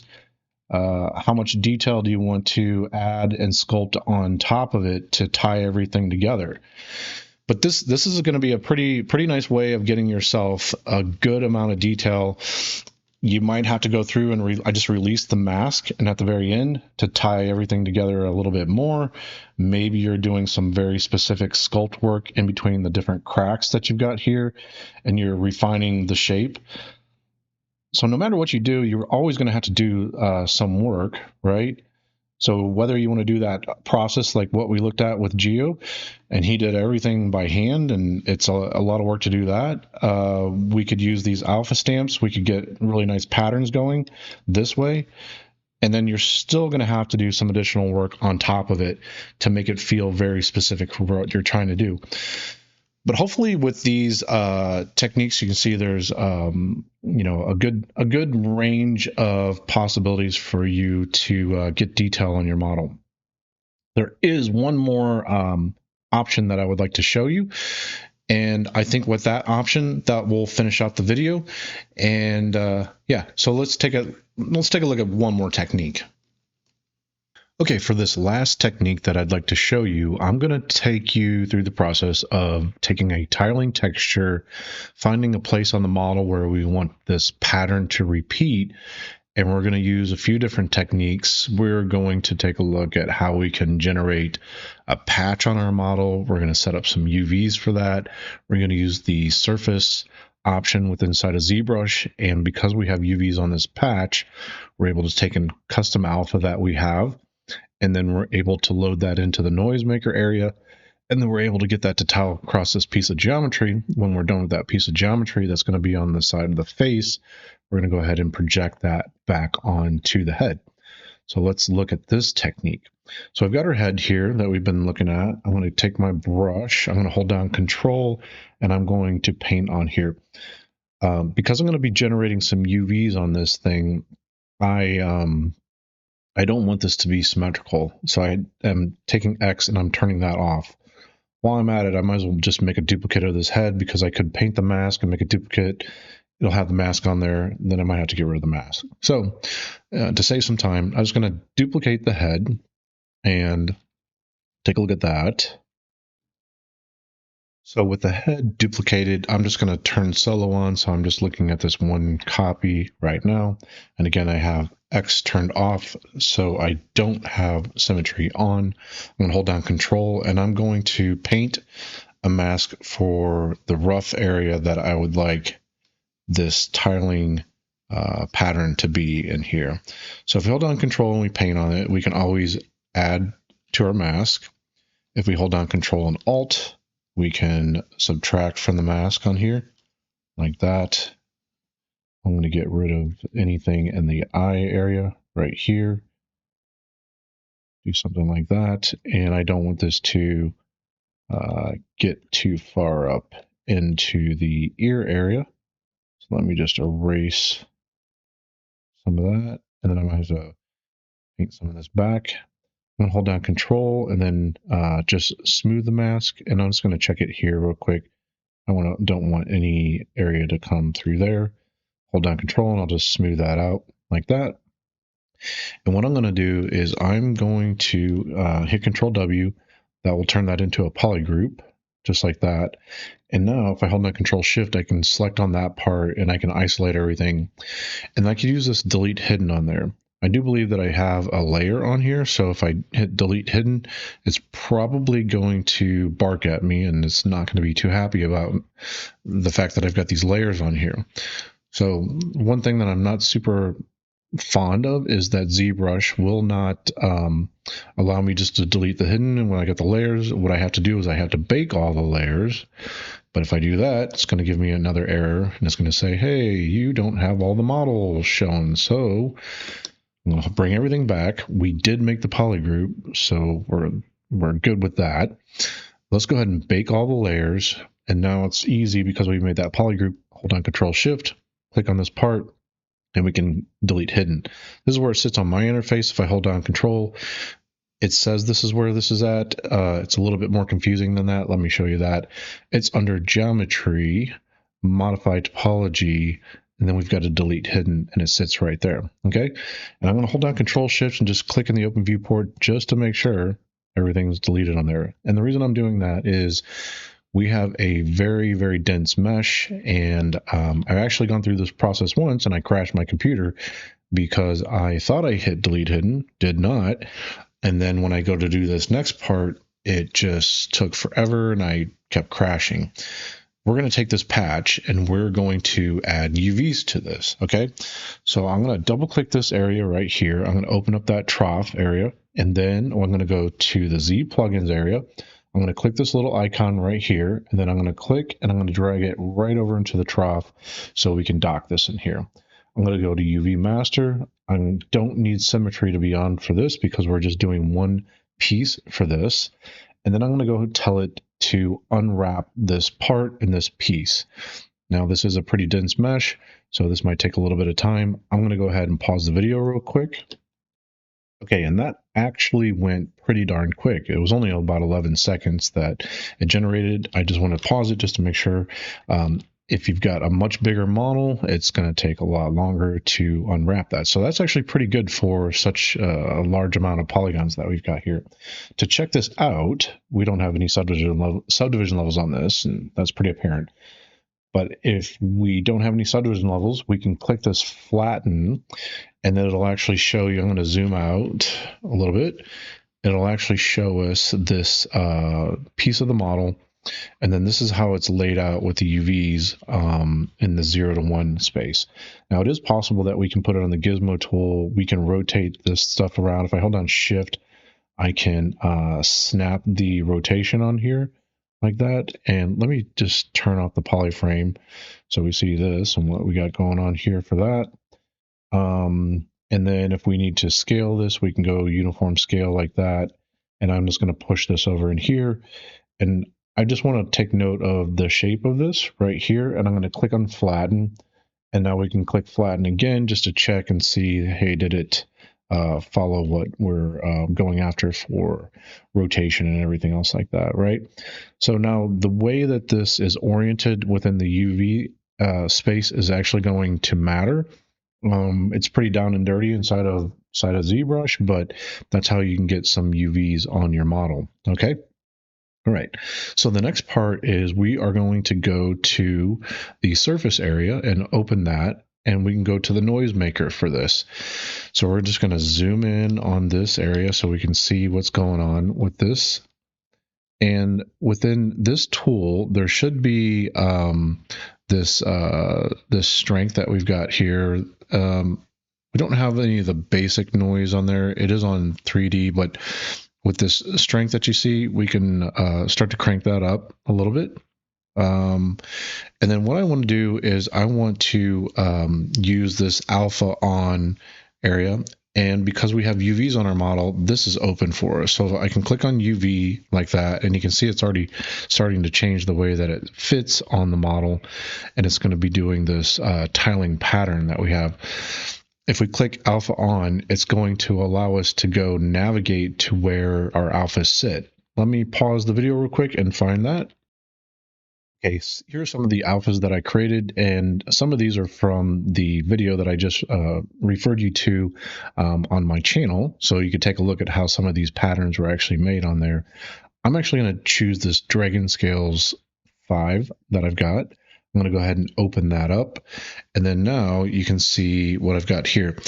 I don't want this mix basic noise, so I'm going to put that to 0, and then you can start to see here's the pattern that we have on our object right here, like that, right? And then I can take the alpha scale and I can drag that down quite a bit. And then the strength, depending if you go this direction with it, it might invert it, or it might be doing a positive. Just try the slider and see which direction that you want this to go. So the scale of this is, I probably want this to be a little bit larger, something like 0.3, right around there like that. There's no perfect option for this. And actually, I would like the direction of this to flow this way a little bit more. I'm just going to hit OK. Now that's going to give me a preview of what's going on here. It's not actually applying it to the model. If we want to apply it to the model, we have to click this Apply to Mesh. But before I do that, I'm trying to get the direction of this to flow back this way a little bit more. Okay, so I'm going to go back onto this flatten area like this, and I'm just going to try rotating this back here, and I'm going to click unflatten, and then I'm going to go back into this edit area for the noise maker, and it's still not quite where I'd want it to be. So I'm just going to flatten that again, rotate it, then I'm going to scale this thing back again, and then unflatten, and I'm starting to get close to the direction that I want. I'm going to do it one more time, and I think this time I should probably get it where I want it to be. So I'm just going to scale this back in here, fit it right there, and hit unflatten, and you can see I've changed the direction of that. I'm sorry, I'm a little bit picky. I do want that to be just a little bit more Okay, so I'm going to keep rotating it just a little bit more and through here, just like that. And I think we're good to go. Everything looks like it's fitting. Okay. And then now we've got something like this here. All right. If we apply this, before I do that, we've already looked at some stuff with morph targets. I'm going to delete the morph target. I'm going to store a morph target on here. And then that will freeze the model. Even though we've got this preview going, it's going to hold the model as if it's not even on, right? And then now we can click this apply to mesh, and we can see the distance that's sticking out from there. I don't really think that's enough. I probably want to push this a little bit more. So I'm going to go back to this edit right here, and I'm going to do the strength, and that's negative 0.04, you know, somewhere around there. So I'm going to do a negative 0.55. Let's try that. Let's do negative 0.055. Sorry, that was missing a zero there. So you can see the values are pretty granular on this stuff. So I'm going to hit OK, apply to mesh just like that. And I think that's starting to get the depth that I want. Okay. If you ever need to do like a doubling up on something like that, I could go back into noise. We could go to edit this, and then maybe we just take this strength, and now this is negative 0.01, just a much more shallow value, and apply that to the mesh, and then we can just kind of add a little bit more to that. Okay, so I think that looks pretty good. I'm going to take it off the solo, and so you can see what's going on now at this point. We've got this cool looking pattern that we've got on here, and start to flow up the face. Now we need to get that pattern onto our model. Okay, so how can we do that? Well, let's use this projection method that they've got in the subtool area, and that could help us out with that job that we've got. So we'll open up the subtool area. This is this patch, and I might just rename it patch just to keep things straight. I'll go back to our head that we have. I'll put on solo, and you can see what we got going on here with that. I'm just going to put on a different brush. And if I'm going to do this projection thing, I don't really need to project on everything. We could maybe just do this area right here. And I'm going to hold on Control and tap on there to invert that. Oops, let's not do that. And I'm just going to paint a little bit of a mask on there like that. And so now it should only project on this area here. Okay. So I do need to turn the visibility off of everything other than just that part. So I'll hold down Shift and click on the eye icon. It'll turn off the visibility of everything. And then now I do have this head selected. I can turn on the visibility of this patch. I'll turn solo off so we can see it and see what's going on there. Okay, so we're good to go. What I'd like to do with the head now is I'm going to delete the morph target. I want to store a morph target for this head. So we're storing the state of this before we do this. That way, when we project, if there's any parts that we don't like, we can just use the morph brush that's down here and paint out the differences. Okay, it's going to be pretty easy. So let's go down here to the bottom of the subtool area and say project all. And then now that's going to project that on there for us, just like we looked at before. I can get rid of the mask, don't really need that. And now we can put it on the morph brush. And now let's artistically start to paint in some of the areas on here like that. Okay, so a little bit of a problem. I do have layers. We've looked at the benefits of having layers, but sometimes this gets in the way of some of the operations that we're trying to do. So I need to do some sculpting on this thing, but we have the layer here and it's not in record mode. So in order to start sculpting, I need to go back and go into the record mode. Okay. So what I can do is, let's see if I switch. We've got nothing for the morph target. Okay. So unfortunately, I should do that process again where we need to go and we need to project this on here. It goes pretty quick, so no big deal. But before I do that, I definitely need to store that morph target, project all, And we got that back, okay? And then now we've got that on the layer. So if you're dealing with layers, you might have a few extra steps to kind of worry about. So I'll put that on that morph brush, and then this will allow me to sculpt in this difference that we have here and get a nice smooth transition and make that process a bit more artistic. And so I'm going to get rid of any of that hard edge that existed over there, like that. Okay. All right. And so we've got this cool detail on this side of the face. And how are we going to get it over onto the other side of the face? Well, if we're using Dynamesh, that's pretty easy. We could just mirror across, and we can do a mirror and weld. Doesn't really like it that I've got layers. So what could we do in this situation? Right?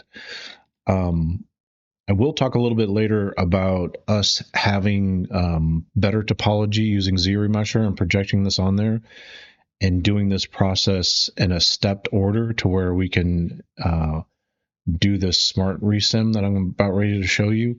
And we can do that in a much lower subdivision level, and it builds up and it works a whole lot better. Okay. I'm going to attempt to try to do this. I've had some problems with this, spending too much time. And so before I do that, I'm going to pause the video real quick, and I'm going to do a real quick save so I can store the model in this exact mode that we're in.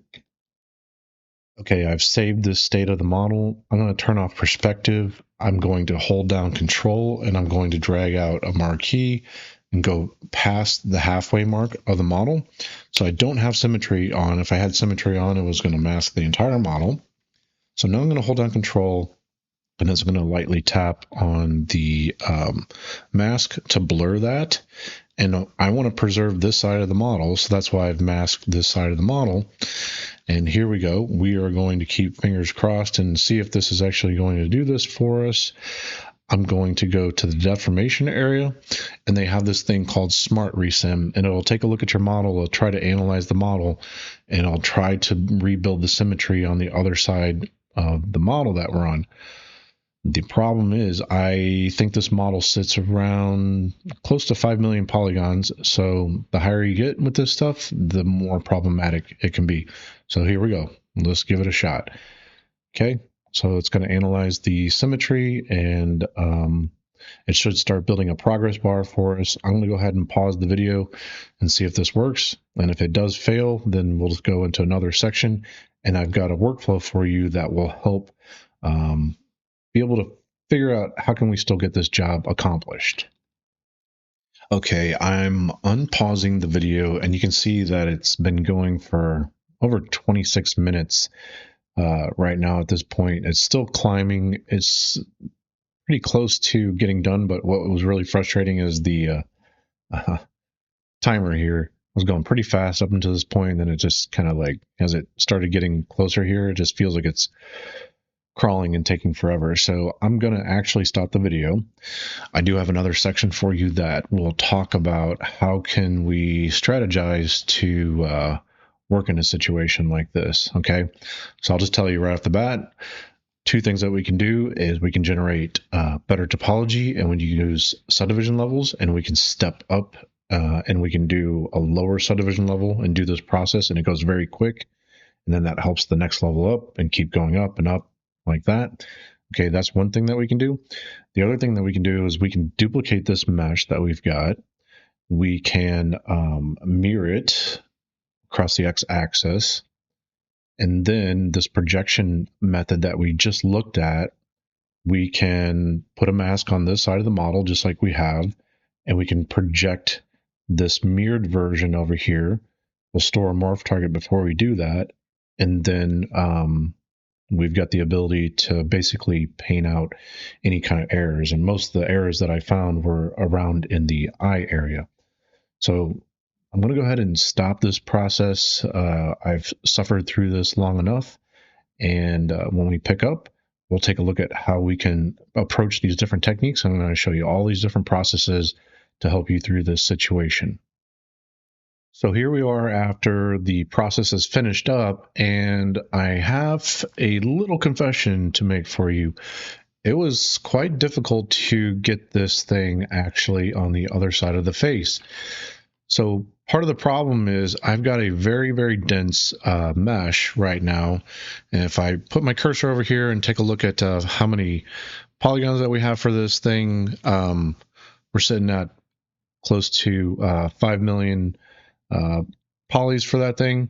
It's not a huge model, but that process kept stalling on me as I would get to the very tail end of this thing.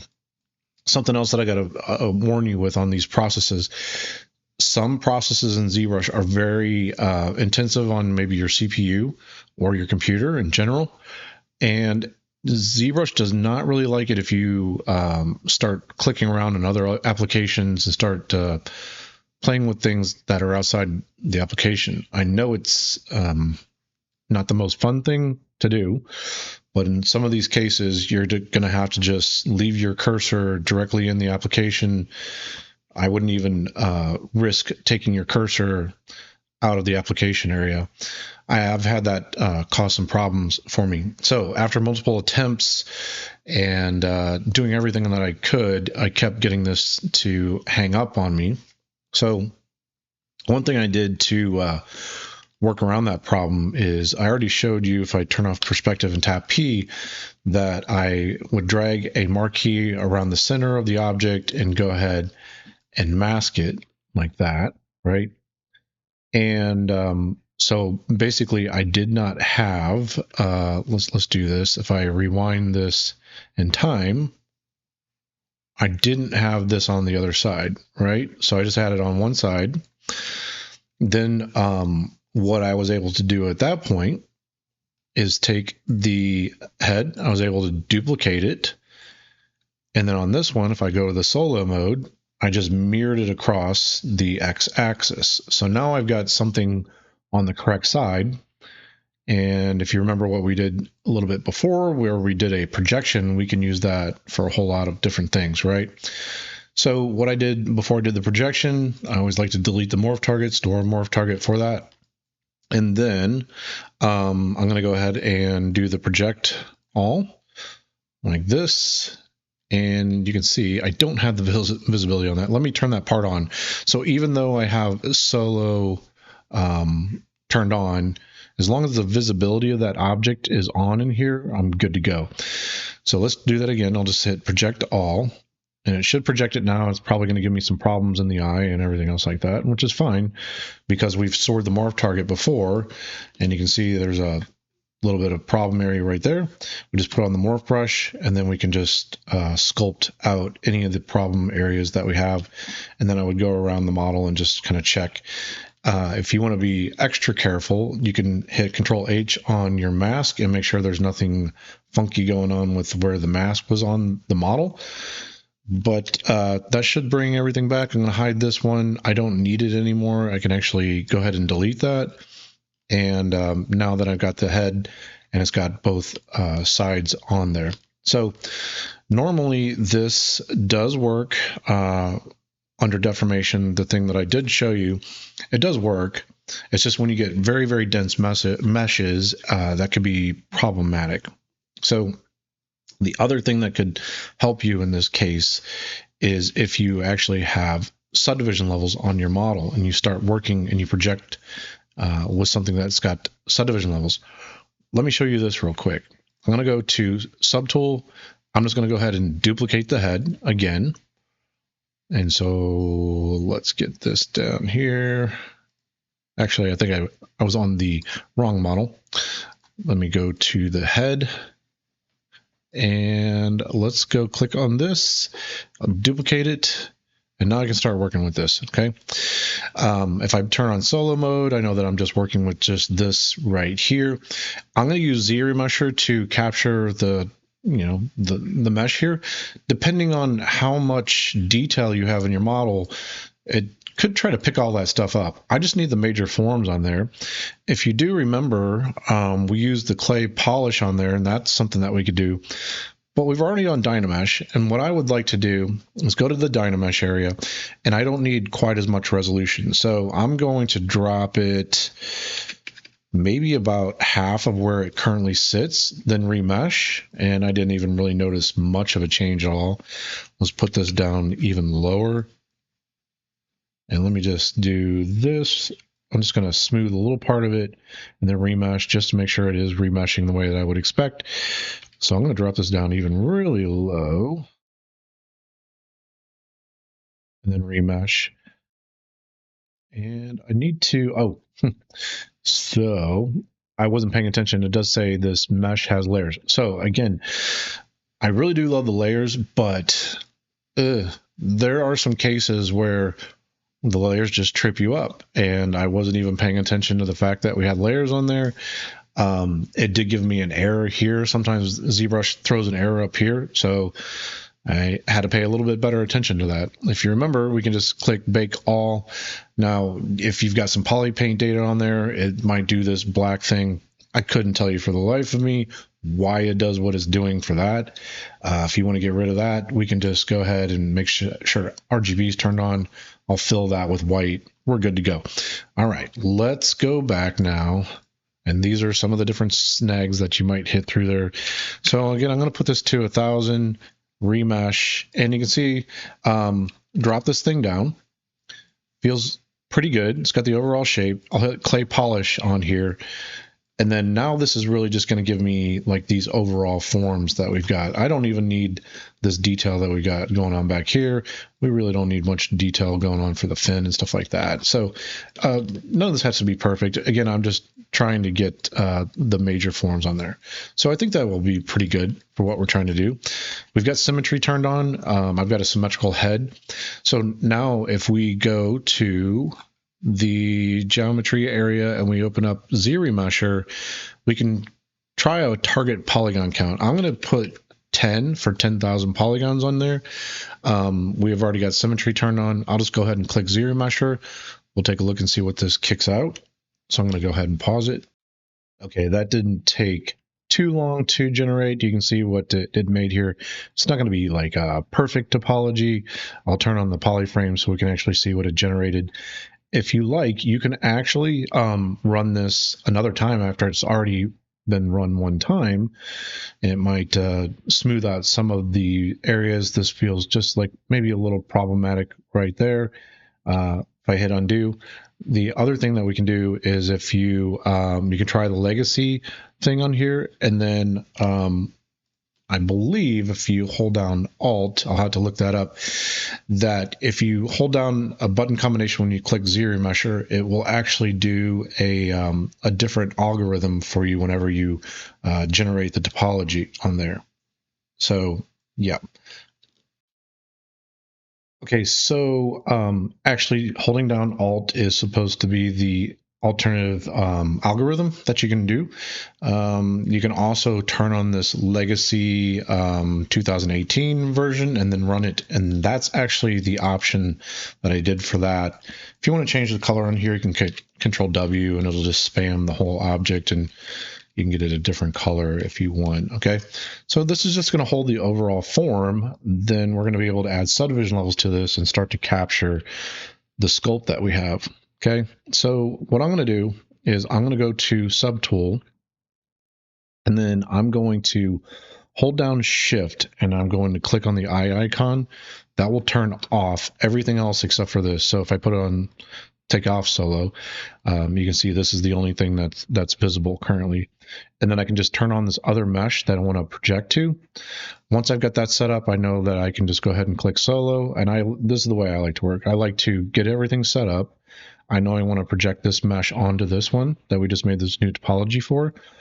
And then once I get that all set up with the visibility, then I can turn on the solo. And the only thing I'm looking at is this new mesh that we've got. I can turn off the polyframe on here so we can just see the polygonal quality of what we're getting. And then I'm going to go ahead and say project all. I'm not going to do the polypaint data. So we can go ahead and project that and then take a look. Okay, so what I've found is obviously the more polygons that you have and you're projecting, this process takes a whole lot longer. sometimes there could be errors in the process, and sometimes you'll get these holes, and sometimes you need to sculpt the holes a little bit, smooth them, keep hitting project, and that will help get you through the process.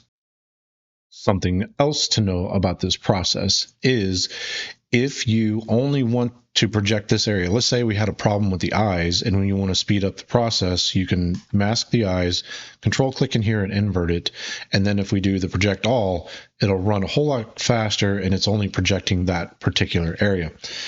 So I need to capture all the detail that I've got going on in this object. I do know in ZBrush, if you hit the up and down arrow key on the keypad area, you can go step up or you can step down in the subtool stack that we have over here without hitting anything. Because I have it on solo, I'm switching visibility between this thing that I'm projecting to, which you can see the polygons on here, and I know it's not that great just yet. And I hit the up arrow key, and now I can see this is the mesh that I need to capture. So we still got this difference going on here. So until I see zero switch in visibility and quality, I got a little bit of work to do. So we can add another division level to this. We can hit Control D.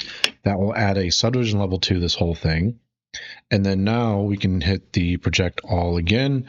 I'll say no for polypaint. And again, this process is going to start taking a whole lot longer. Every time you divide the model, it's going to get longer and longer for this process.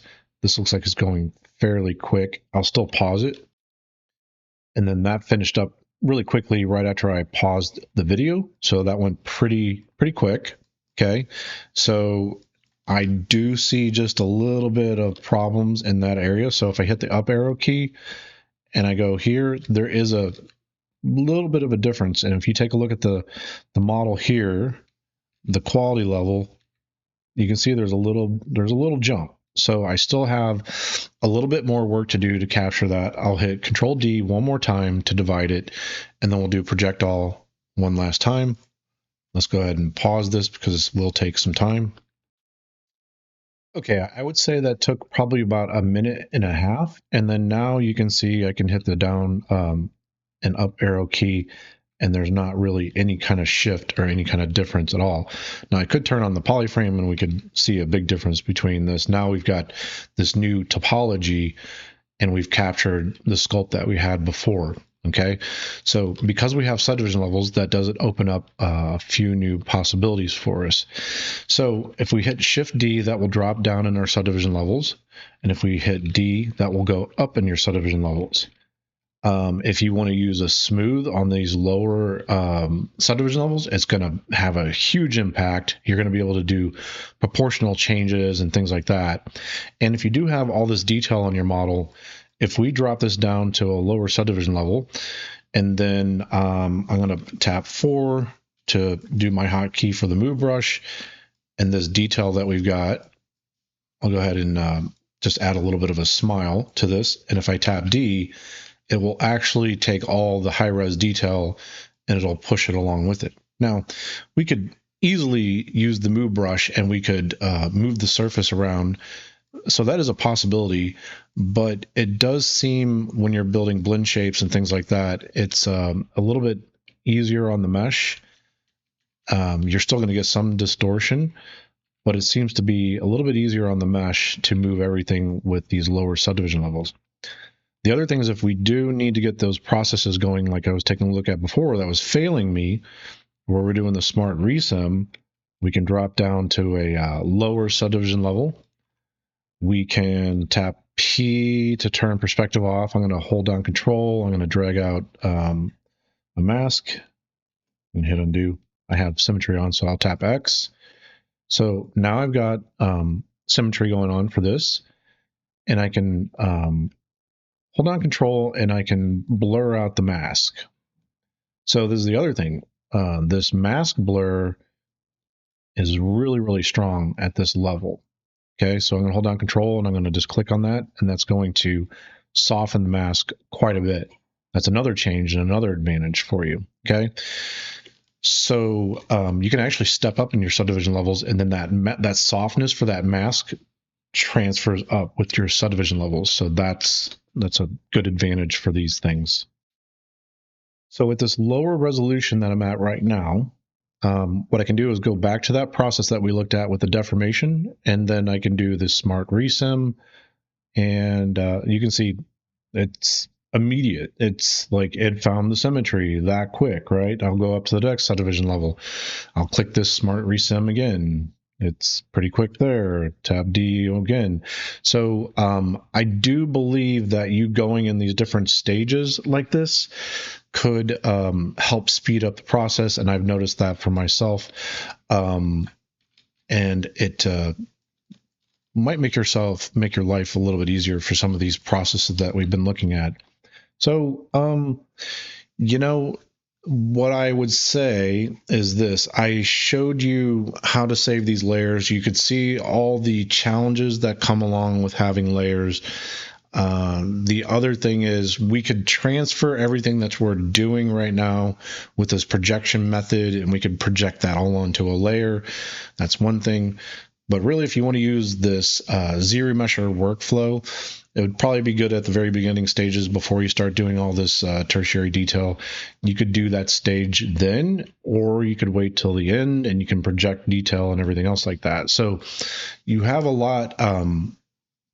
You have a lot of tools that you could use for this process. It's really up to you in what order that you want to do things. I do think if you want to do the most optimal thing, you're probably setting up really, you know, I wouldn't call ZRemesher topology great topology, but it's at least something that's a little bit better than just Dynamesh, right? And I do think that's a natural part of the process that a lot of people use, is that they will get the sculpt to a very good stage, maybe after that secondary form stage.